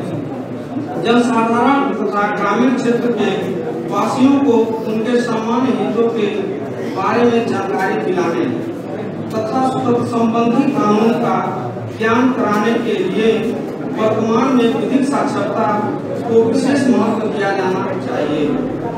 इस अभियान में अधिवक्ताओं, विधि के प्राध्यापकों एवं विद्यार्थियों तथा सामाजिक कार्यकर्ताओं की मिलीजुली कानूनी ज्ञान प्रसार समितियां गठित की जानी चाहिए, जो सुदूरवर्ती ग्रामीण अंचलों में जाकर वहां के निवासियों को उनके दैनिक संव्यवहारों से संबंधित मूलभूत कानूनों के विषय में जानकारी उपलब्ध कराएं तथा उनके मामलों तथा समस्याओं को आपसी बातचीत द्वारा निपटाने का प्रयत्न करें।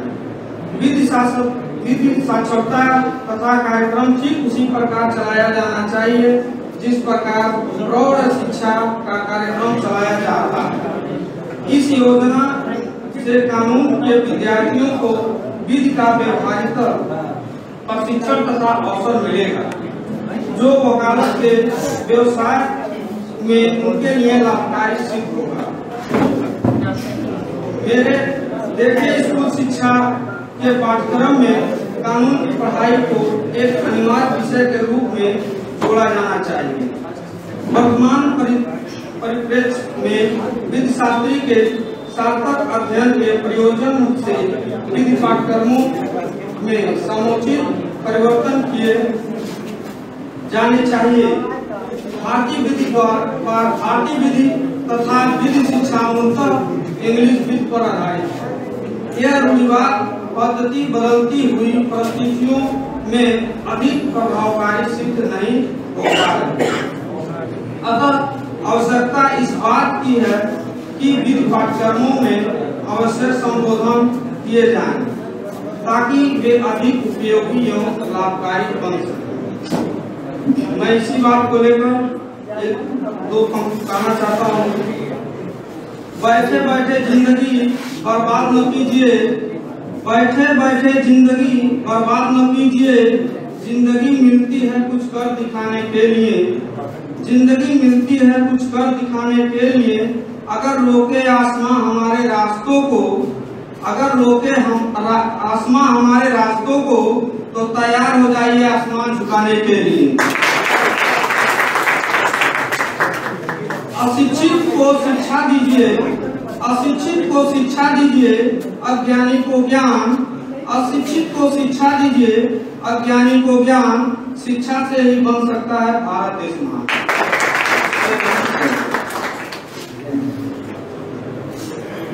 बहुत अच्छा चावला जी, उन्होंने भारत जैसे विकासशील देश में कानून क्षेत्र में समस्याएं आ रही हैं, जो जागरूकता की कमी है उसे बारे बताया।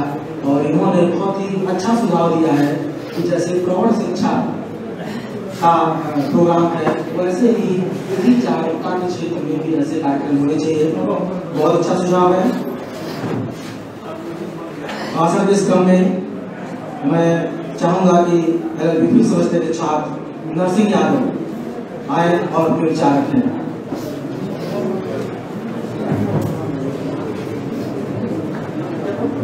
आज जिला विधिक सेवा प्राधिकरण के तत्वाधान में विधिक साक्षरता एवं जागरूकता दिवस के शुभ अवसर पर यहाँ पे उपस्थित आदरणीय मुख्य अतिथि आदरणीय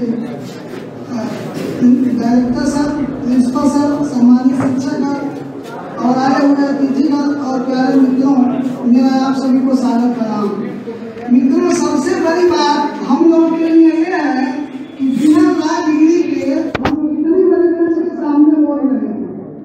सबसे बड़ी बात तो यह है इसलिए कि ला डिग्री लेने के बाद भी कि महोदय के सामने बात नहीं निकलती है, लेकिन हम लोगों की बहुत सौभाग्य है कि हम लोग बोल रहे हैं। जो भी त्रुटि हो क्षमा कीजिएगा। ये जो किसी भी समाज के हर व्यक्ति को लाभान्वित करना या विधि का उद्देश्य होता है, इसी के क्रम में इस शिविर का आयोजन किया गया है।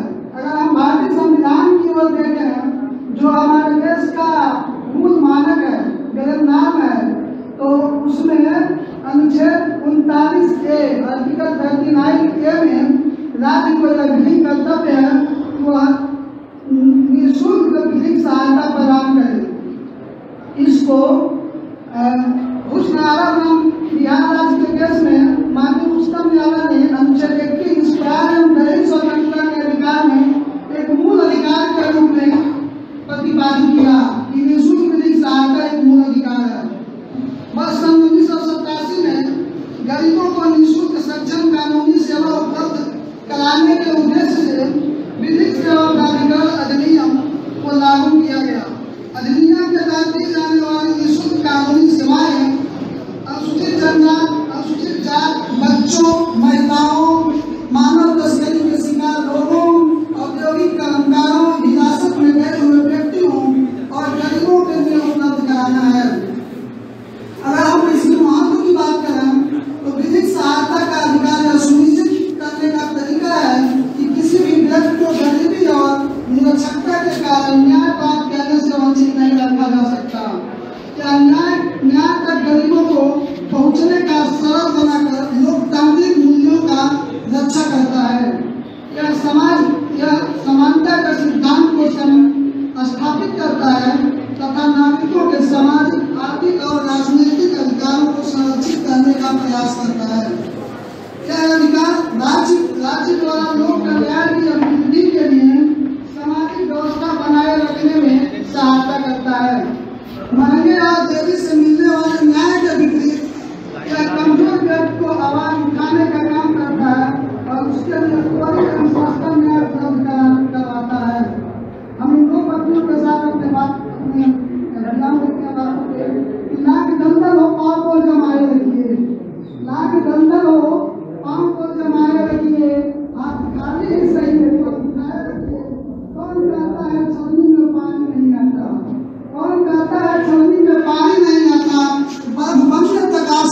बनाए रखिए।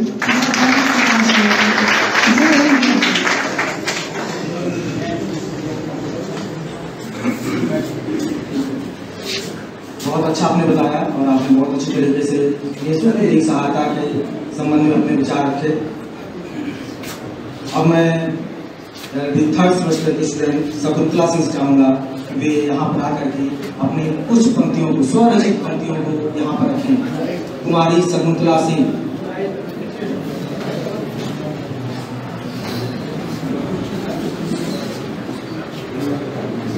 आदरणीय विधि के विद्वान मुख्य अतिथि महोदय, अतिथिगण, प्रबंधक महोदय, प्रधानाचार्य महोदय, उप प्रधानाचार्य महोदय, समस्त गुरुजन महोदय तथा यहाँ पर उपस्थित विद्यालय परिवार, अभिभावकगण और सभी भाई बहन के दिल में आहट है। मनमुला कॉलेज में आप सभी को तहे दिल से स्वागत है। मैं Shakuntala Singh LLB third semester की छात्रा आज आप सभी के साथ समझ अपनी कुछ रचना प्रस्तुत कर रही हूँ। अगर मुझसे जो भी गलती होगा उसको आप पहली रचना है मेरा कि विधि जागरूकता का आशय क्या है। तो विधि जागरूकता से आशय है, विधिक जागरूकता से आशय है जनता कानून से परिचित हो।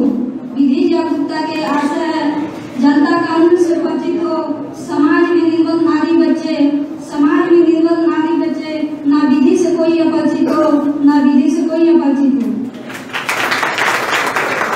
मेरा अगला रचना है जहाँ न पहुँचाए अभियान, जहाँ न पहुँचाए अभियान उस गली गली पहुँचाएंगे, जहाँ न पहुँचाए अभियान उस गली गली पहुँचाएंगे।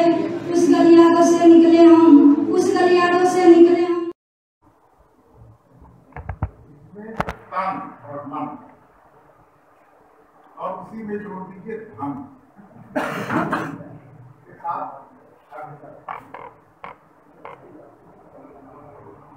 मैं आपसे भी चाहता रहता जब भी मौका लगता है मैं बिना बुलाए चलाता हूँ, लड़कों के साथ तैयार करता हूँ और बात, क्योंकि मैं जब वकील बना और जब तक मैं जीवित रहूंगा तब तक वकील हूँ, इसका मुझे गर्व है।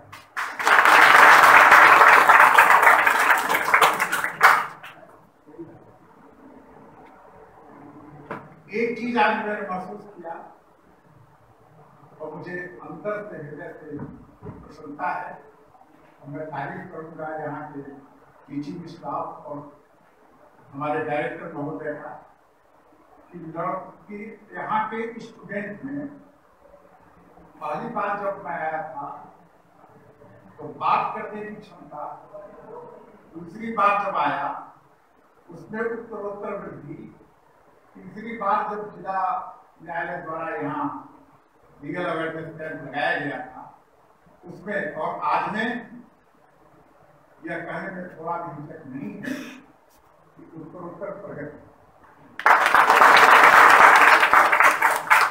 और आपने जो सपना देखा है विद्यालय का, हम साक्षरता विधि साक्षरता के बारे में थोड़ा बात करेंगे, लेकिन आपने जो सपना सोचा है विद्यालय का, आप जो पहले दिन मेरी मुलाकात में, हमारी आपसे मुलाकात में जो आपने जो सपना सजोया है, ये पूर्वांचल का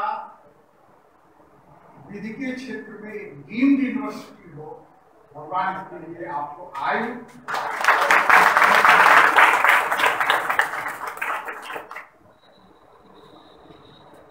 अर्पणा त्रिपाठी ने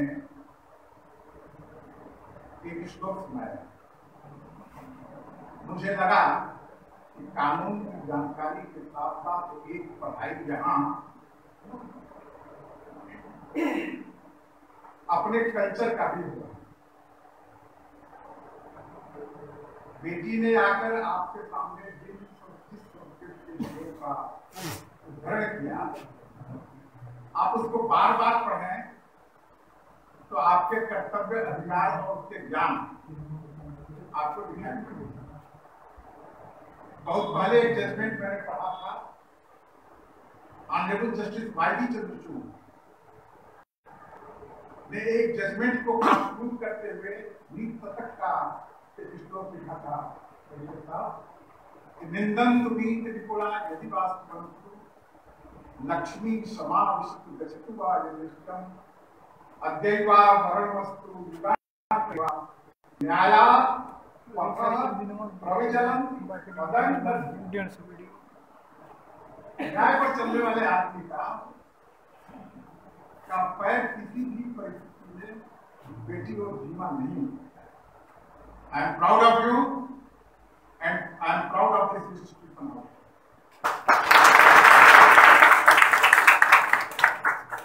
बहुत अच्छा समझाया हमारे यंग विश्व साहब ने। अधिवक्ता में ही गुण है कि एक पक्ष की पूरी बहस करने के बाद उसके जूनियर ने कहा कि आपने ये क्या कर दिया और केस के रिजल्ट को पलट दिया। This is the quality of the lawyer.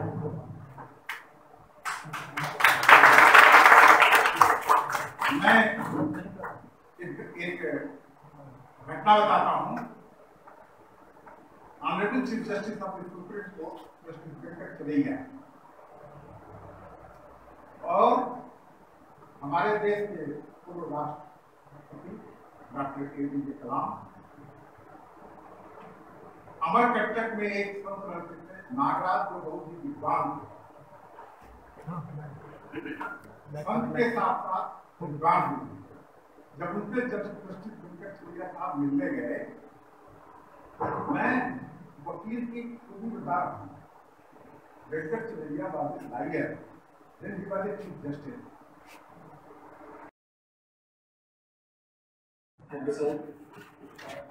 आपने अपने अनुभवों को हम लोगों से साझा किया और जाते जाते आपने भी बता दिया कि एक अच्छा वकील बनने के लिए कचहरी में जाने से पहले आप लोगों को क्या क्या तैयारियां करनी चाहिए, क्या क्या जानकारी आपको होनी चाहिए। आपने उजाला फाउंडेशन के बारे में बताया जिसके जरिए आप छात्रों को सहयोग करने के लिए तत्पर हैं। आपने इस कार्यक्रम को सफल बनाने के लिए जो एक मूल मंत्र दिया कि जितने छात्र हो, शायद ही कोई किसी गांव से जो छात्र हो, तो इस प्रकार से 350 गांव से आए हुए छात्र यहाँ पर हैं और यदि वे अपने जिम्मेदारी को निभाते हुए अपने अपने गांव को जागरूक कर देते हैं तो ये प्रोग्राम सफल है।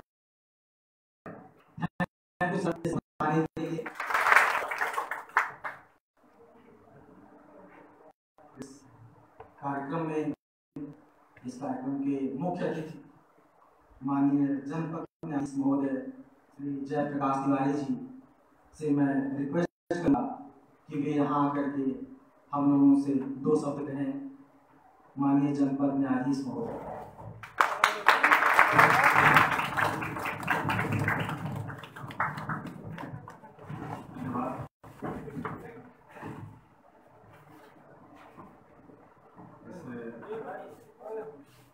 कार्यक्रम में उपस्थित आदरणीय मिश्रा सर, जो जिनकी लंबी सेवा रही है और उनका एक लंबा हो रहा है। इस महाविद्यालय के निदेशक श्री GK सिंह साहब, हमारे न्यायिक अधिकारी बंधुगण और हमारे कार्यपालिका के अधिकारी बंधुगण, तहसीलदार महोदय, एसडीएम महोदय, इस महाविद्यालय के विद्वान प्रधानाचार्य एवं विद्वान शिक्षकगण,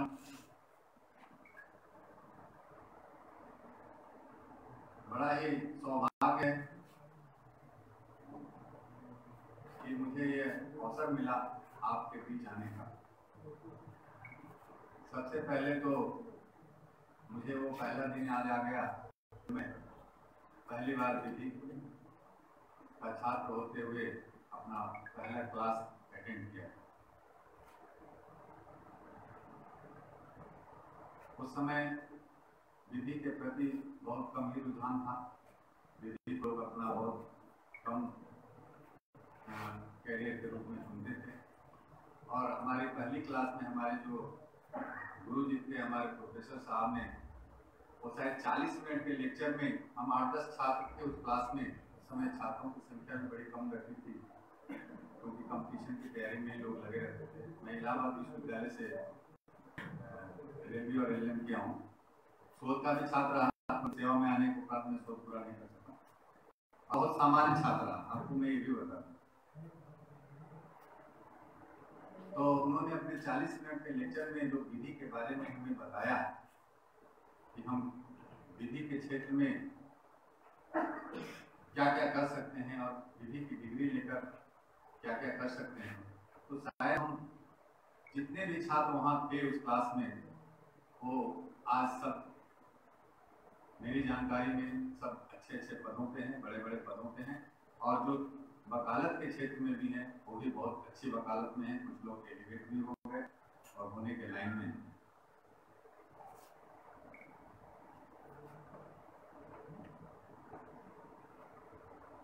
आज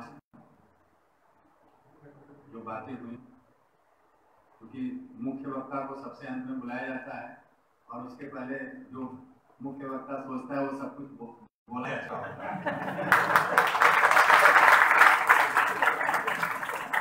तो कल भी मैं कह रहा था श्री DK सिंह सर से कि एक ऐसा, क्योंकि हम लोग माननीय उच्च न्यायालय के अधीन है और नियम हमारे ऊपर है, कई नियम हैं जिससे कि हम सेवा से बंधे हुए हैं, हर कोई बंधा रहता है। तो मैं कल ही कह रहा था कि एक ऐसा नियम हो जिसमें कि हम जिस जनपद में लॉ कॉलेज हो वहाँ के न्यायिक अधिकारी कुछ क्लासेज हैं बच्चों को, और इसका एक जैसे परमिशन मिल जाए तो एक लेक्चर कभी कभी ऐसा रखा जाए जिससे कि हम विधि के छात्रों को अपना अनुभव शेयर कर सकें। ज्ञान तो नहीं कह सकते क्योंकि ज्ञान हमारे गुरुजी ने कहा था विधि के क्षेत्र में ही कि, और वो मैं आज भी अपने साथ मंत्र रखता हूँ कि मैन इज ऑलवेज स्टूडेंट। क्योंकि विधि का क्षेत्र ऐसा है, विधि एक संकाय है, विधि एक विषय नहीं है, एक संकाय है और संकाय के कभी हम मास्टर नहीं हो सकते।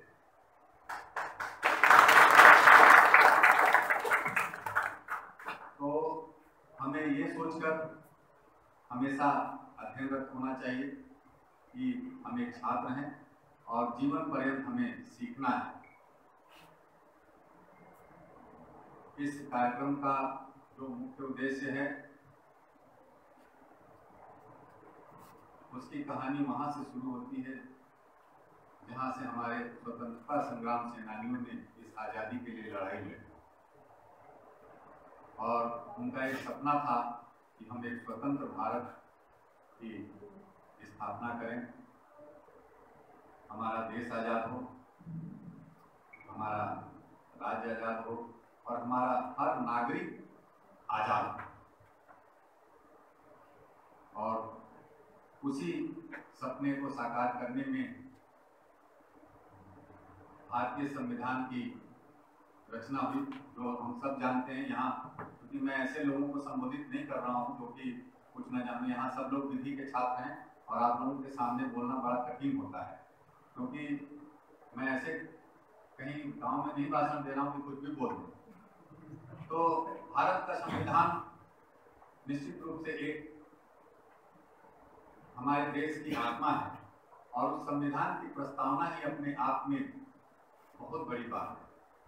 अगर हम प्रत्येक व्यक्ति, प्रत्येक छात्र उस संविधान की प्रस्तावना को ही हम अपने आत्मार्पित कर लें तो शायद हम एक अच्छा इंसान बन सकते हैं। इस देश का नागरिक होने के नाते हमारा ये दायित्व है कि हम उन लोगों तक उस जानकारी को पहुंचाएं जो किसी कारणवश वो नहीं जान पाए। अर्थात ग्रामीण क्षेत्रों में बहुत सी ऐसी रोजमर्रा घटनाएं होती हैं, बहुत सी ऐसी चीजें होती हैं और जानकारी के अभाव में लोग अपने अधिकारों से वंचित रह जाते हैं। इसी उद्देश्य की पूर्ति हेतु राष्ट्रीय विधिक सेवा प्राधिकरण के निर्देशन में राज्य विधिक सेवा प्राधिकरण एवं जिला विधिक सेवा प्राधिकरण को यह दायित्व सौंपा गया है कि हम प्रत्येक व्यक्ति को विधिक रूप से जागरूक करें। विधिक रूप से जागरूक करने का उद्देश्य यह नहीं है कि हम उन्हें कोई विधि पढ़ाना है, हमें उन्हें बेसिक जो मूलभूत चीजें हैं उसकी जानकारी देनी है। समाज एक नागरिक होने के कारण उनका क्या क्या अधिकार है, क्या क्या दायित्व है और उन्हें किन किन चीजों के लिए कहाँ कहाँ उपचार उपलब्ध है सामान्य भाषा में।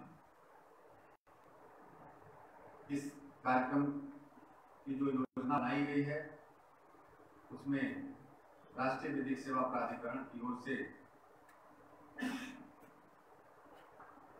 जिला न्यायालय को यह निर्देशित किया गया है कि आप सबकी सहभागिता से इस जिले में जो प्रशासनिक विभाग है, जो अन्य विभाग है, इसके अलावा जो हमारे सम्मानित विधि विद्यालय हैं या उनके जो भी प्रधानाचार्य हैं और जो भी हमारे विद्वान छात्र हैं, उन सबकी मदद से हम इस कार्यक्रम को सफल बनाने के लिए प्रयास करें।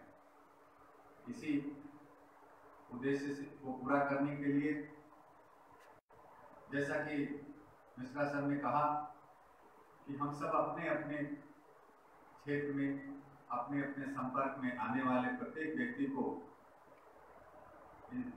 इस कार्यक्रम का लाभ पहुंचा सकें और उन्हें विधिक रूप से जागरूक कर सकें। इस कार्यक्रम में हमारे इस महाविद्यालय के जो हमारे प्रिय छात्र भाई बंधु, हमारी बहनें, जो आपने प्रस्तुति दी वो निश्चित रूप से बहुत ही सराहनीय है और इसका श्रेय निश्चित रूप से यहाँ के जो फैकल्टी मेंबर्स हैं उनको जाता है। इससे ये पता चलता है कि हमारे छात्रों में कितना उत्साह है और वो किस प्रकार से शिक्षा ग्रहण कर रहे हैं। कविता और लेख के माध्यम से आप लोगों ने जो अपना अपना व्याख्यान दिया उसकी मैं शब्दों में व्याख्या नहीं कर सकता। कुछ कविताएं जो प्रस्तुत की गई, मैं इस संबंध में आपसे अनुरोध करूंगा कि अपनी अपनी कविताओं आप अपने निदेशक महोदय, प्रधानाचार्य महोदय के माध्यम से हमारे सचिव साहब को उपलब्ध कराएं। एक हमारी पत्रिका छपती है राज्य विधिक सेवा प्राधिकरण की ओर से, तो उसमें हम प्रयास करेंगे कि आपके यह लेख और कविताएं छपें, जिससे कविता और लेख के माध्यम से लोगों को जागरूक कर सकें। एक मेरे मन में यह भी विचार है, यहाँ मीडिया के भी लोग बैठे हैं और एक छोटा सा कॉलम ऐसा तैयार किया जाए क्षेत्रीय समाचार जहाँ छपता हो कि उसमें हम ऐसे छात्रों की छोटी छोटी कविताएं, छोटे छोटे लेखों को प्रिंट कर सकें, जो जिससे भी हमारा प्रचार प्रसार हो कि लोग जागरूक हों, उनको किस प्रकार से हम अधिक से अधिक विधिक रूप से जागरूक कर सकें।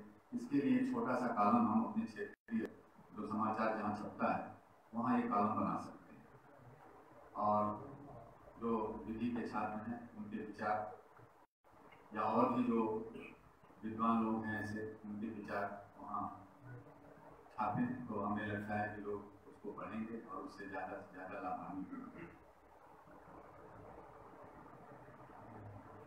अधिकार और कर्तव्य इसकी बहुत ज़्यादा जानकारी मैं कह दूँ कि आप लोग सब लोग विधि के छात्र हैं और ये मंच पे भी बैठे लोग सब लोग विधि के ज्ञाता हैं, लेकिन सामंत की थ्योरी में भी है कि अधिकार और कर्तव्य सहवर्ती हैं। तो जब हम अपना कर्तव्य करते हैं तो उससे दूसरे का अधिकार सुरक्षित और संरक्षित होता है। तो इसलिए हमें यह भी बताना जरूरी है कि जहाँ अधिकार है वहाँ आपका कर्तव्य भी है, तभी हम एक दूसरे के अधिकार का संरक्षण कर सकेंगे। इसके अलावा लोगों को यह भी इस रूप में भी जागरूक करने का प्रयास किया जाए कि छोटे छोटे विवादों को लेकर वह न्यायालय में मुकदमा न करें, उसे आपसी सुलह समझौते से ही उसका निपटारा कर लें। और इसके लिए मुझे लगता है कि तहसील स्तर से लेकर के जिला स्तर तक व्यवस्थाएं बनाई गई हैं। जिला विधिक सेवा प्राधिकरण के माध्यम से राष्ट्रीय लोक अदालत का आयोजन होता है, जो कभी कभी मासिक त्रैमासिक भी होता है, जिसकी जानकारी हम अखबारों के माध्यम से भी हम लोग देते हैं। तो ऐसे मामले जो हम सुलह समझौते से निपटा सकें, इसके लिए लोगों को जागरूक किया जाए कि वह न्यायालय में आए और आपस में सुलह समझौता करके अपने मामले को निपटा लें। स्थायी लोक अदालत भी बनाए गए हैं जिले में, जिसके पीठासीन अधिकारी और सदस्य हैं। वहाँ ऐसे मुकदमों का भी निपटारा किया जाता है जहाँ कोई शुल्क नहीं लगता है। इसकी जानकारी लोगों को देनी है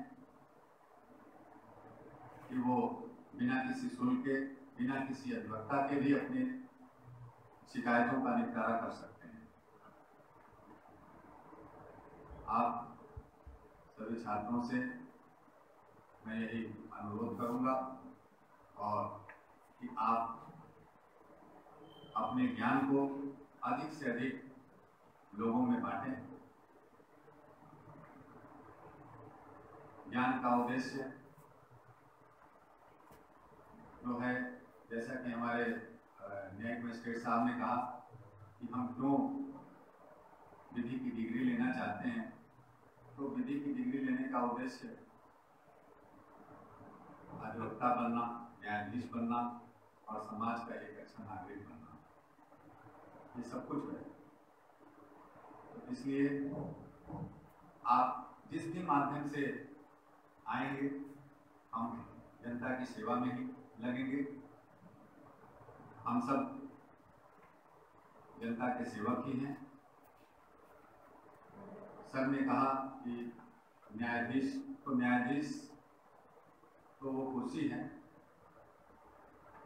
जहां आप कोई भी बैठ सकता है, और वहां हमारा कर्तव्य होता है कि हम हमारे सामने जो भी वाद विवाद हैं उसका हम ईमानदारी से और निष्ठा से निपटारा करें। न्यायिक प्रणाली में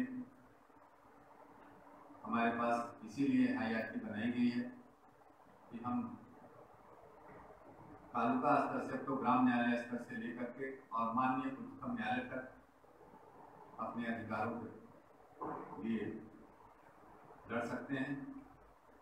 त्रुटियां नहीं होती है, इसीलिए ये नहीं कि हमने नीचे से कोई हम मुकदमा हार गए तो वही हमारा खत्म हो गया।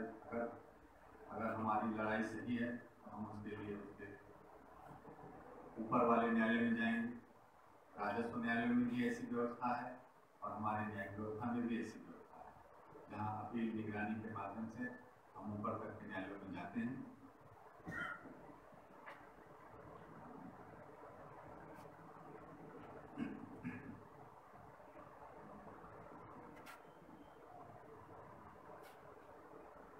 बहुत सी बातें हैं जो हम यहाँ समय अभाव के कारण व्यक्त नहीं कर पाए, और पुनः हमारा ये प्रयास होगा कि हम इस तरीके का एक शिविर का और आयोजन करें जिसमें और भी अधिक लोगों की सहभागिता हो और इसका आयोजन इस प्रकार से किया जाए कि जहां हमारे विधि के छात्रों के साथ साथ ग्रामीण जनता भी हो।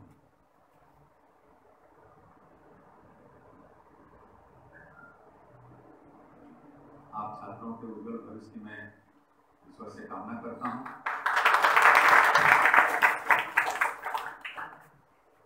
इसी प्रकार आप लोग पढ़ते रहें, अच्छी शिक्षा ग्रहण करें, लाइब्रेरी में बैठें, अच्छी पुस्तकें पढ़ें।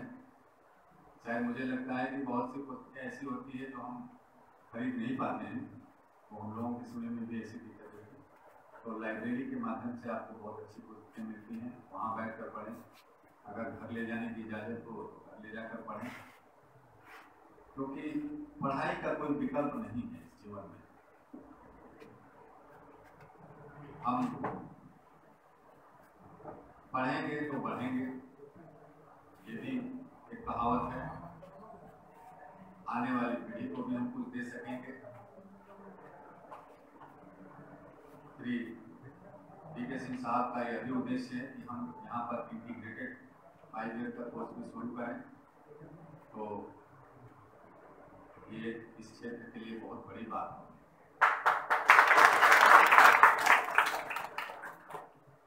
बिजलौर में इस प्रकार का विधि कॉलेज देखकर मेरे भी मन में हार्दिक इच्छा हो रही है कि मैं भी अगर सेवानिवृत्त होने के उपरांत कोशिश करूंगा कि मैं अपने क्षेत्र में इस तरह का विधि विद्यालय नाम लगाऊं।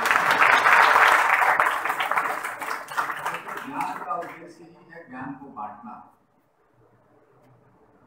और सबसे बड़ी चीज है कि हम अपने आचरण और व्यवहार को हमेशा अच्छा रखें। इसके लिए विधि पुस्तकों के साथ साथ धार्मिक पुस्तकों का अध्ययन भी बहुत आवश्यक है जीवन में। अच्छे लेखकों की पुस्तकें पढ़ें, अच्छे लेख पढ़ें, तो ये सब मिलकर आपको एक अच्छा इंसान बनने में मदद करें।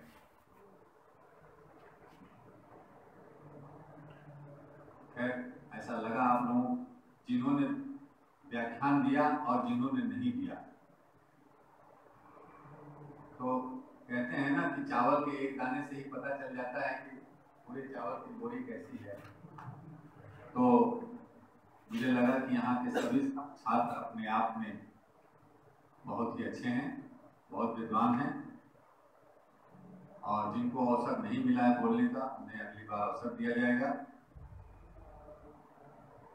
इस विधिक जागरूकता को आप अधिक से अधिक लोगों तक पहुंचाएं, लोगों को जागरूक करें,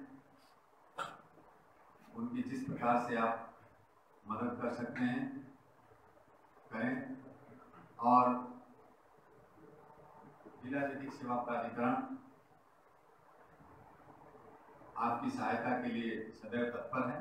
अगर किसी प्रकार की कोई क्वेरी हो, कोई कठिनाई हो, तो शायद मुझे लगता है कंप्लेंट में हमारे जिला विधिक सेवा प्राधिकरण का नंबर भी होगा, आप फोन के माध्यम से पूछ सकते हैं। आपको हर विधिक जानकारी दी जाएगी, उसका उपचार क्या है ये भी बताया जाएगा, और आप अपने छात्र के रूप में भी जो हमसे मदद चाहते हैं, जिस प्रकार से केवल हम बेहतर क्या कर सकते हैं, तो उसके लिए भी हम लोग विधिक सेवा प्राधिकरण की ओर से हमेशा तैयार हैं।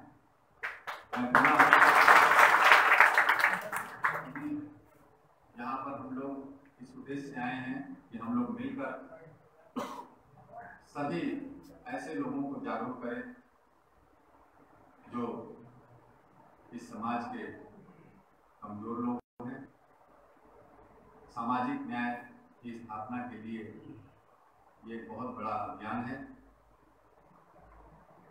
मैं पुनः आप सबको धन्यवाद देता हूँ। आप लोगों ने इतने कार्यक्रम को सुना और भाग लिया, अपना कीमती समय दिया। इसके लिए मैं अपनी न्यायिक परिवार की ओर से आप सबको धन्यवाद और बधाई देता हूँ।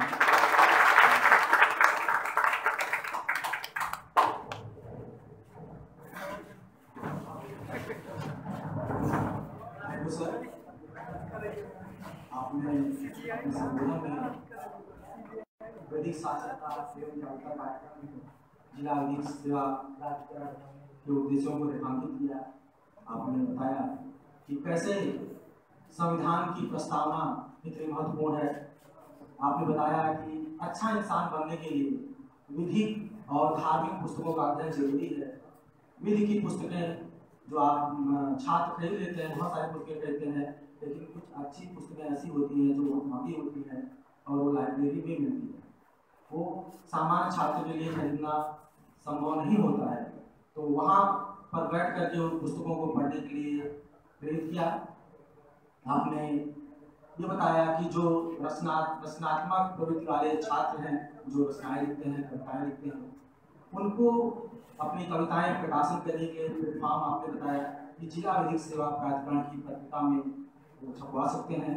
यहाँ के क्षेत्र के जो पत्रकार बंधु हैं उनको आपने ये सुझाव दिया कि वे अपने लेख में, अपने पत्रिका में या अपने न्यूज़पेपर में कुछ ऐसा स्थान निर्धारित करें जहाँ पर विधिक छात्रों द्वारा रचे गए विधिक जागरूकता के संदर्भ में जो रचनाएं हैं उसको प्रकाशित किया जा सके।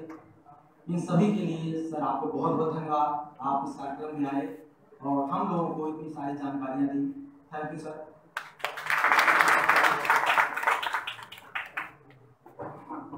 कार्यक्रम अब समापन की तरफ है और कार्यक्रम में की समापन के संबोधन के लिए मैं इस मनु लॉ कॉलेज के director doctor Dinesh Kumar Singh sir से रिक्वेस्ट करूंगा कि प्लीज वे यहाँ पर आकर के 2 शब्द कहें और हमारे अतिथियों को धन्यवाद दें।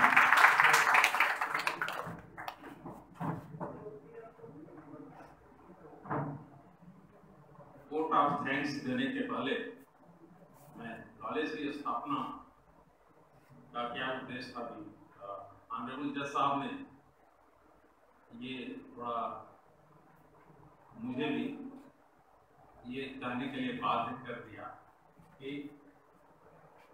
मैं कॉलेज यहाँ पे सुदूर अंचल में खोला। ये मैं आपको बता दूं, इसकी पृष्ठभूमि काफी पुरानी है।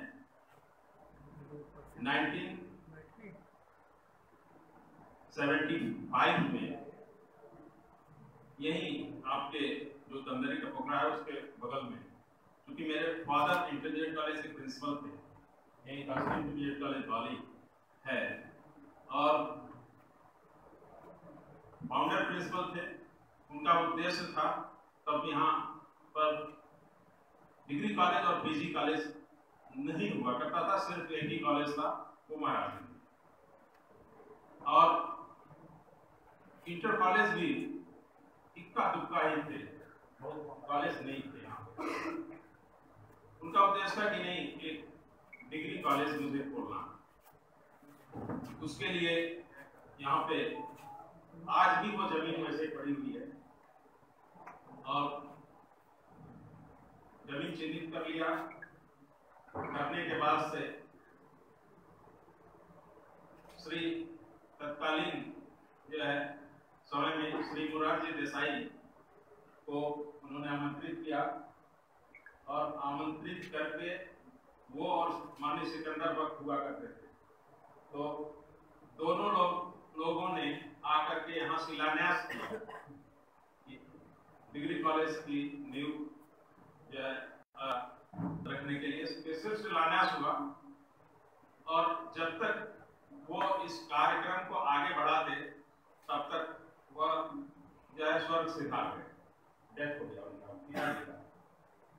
और वो चीज वैसे ही रह गई। आगे डिग्री कॉलेज नहीं जो है कुछ नहीं हो पाया। आज भी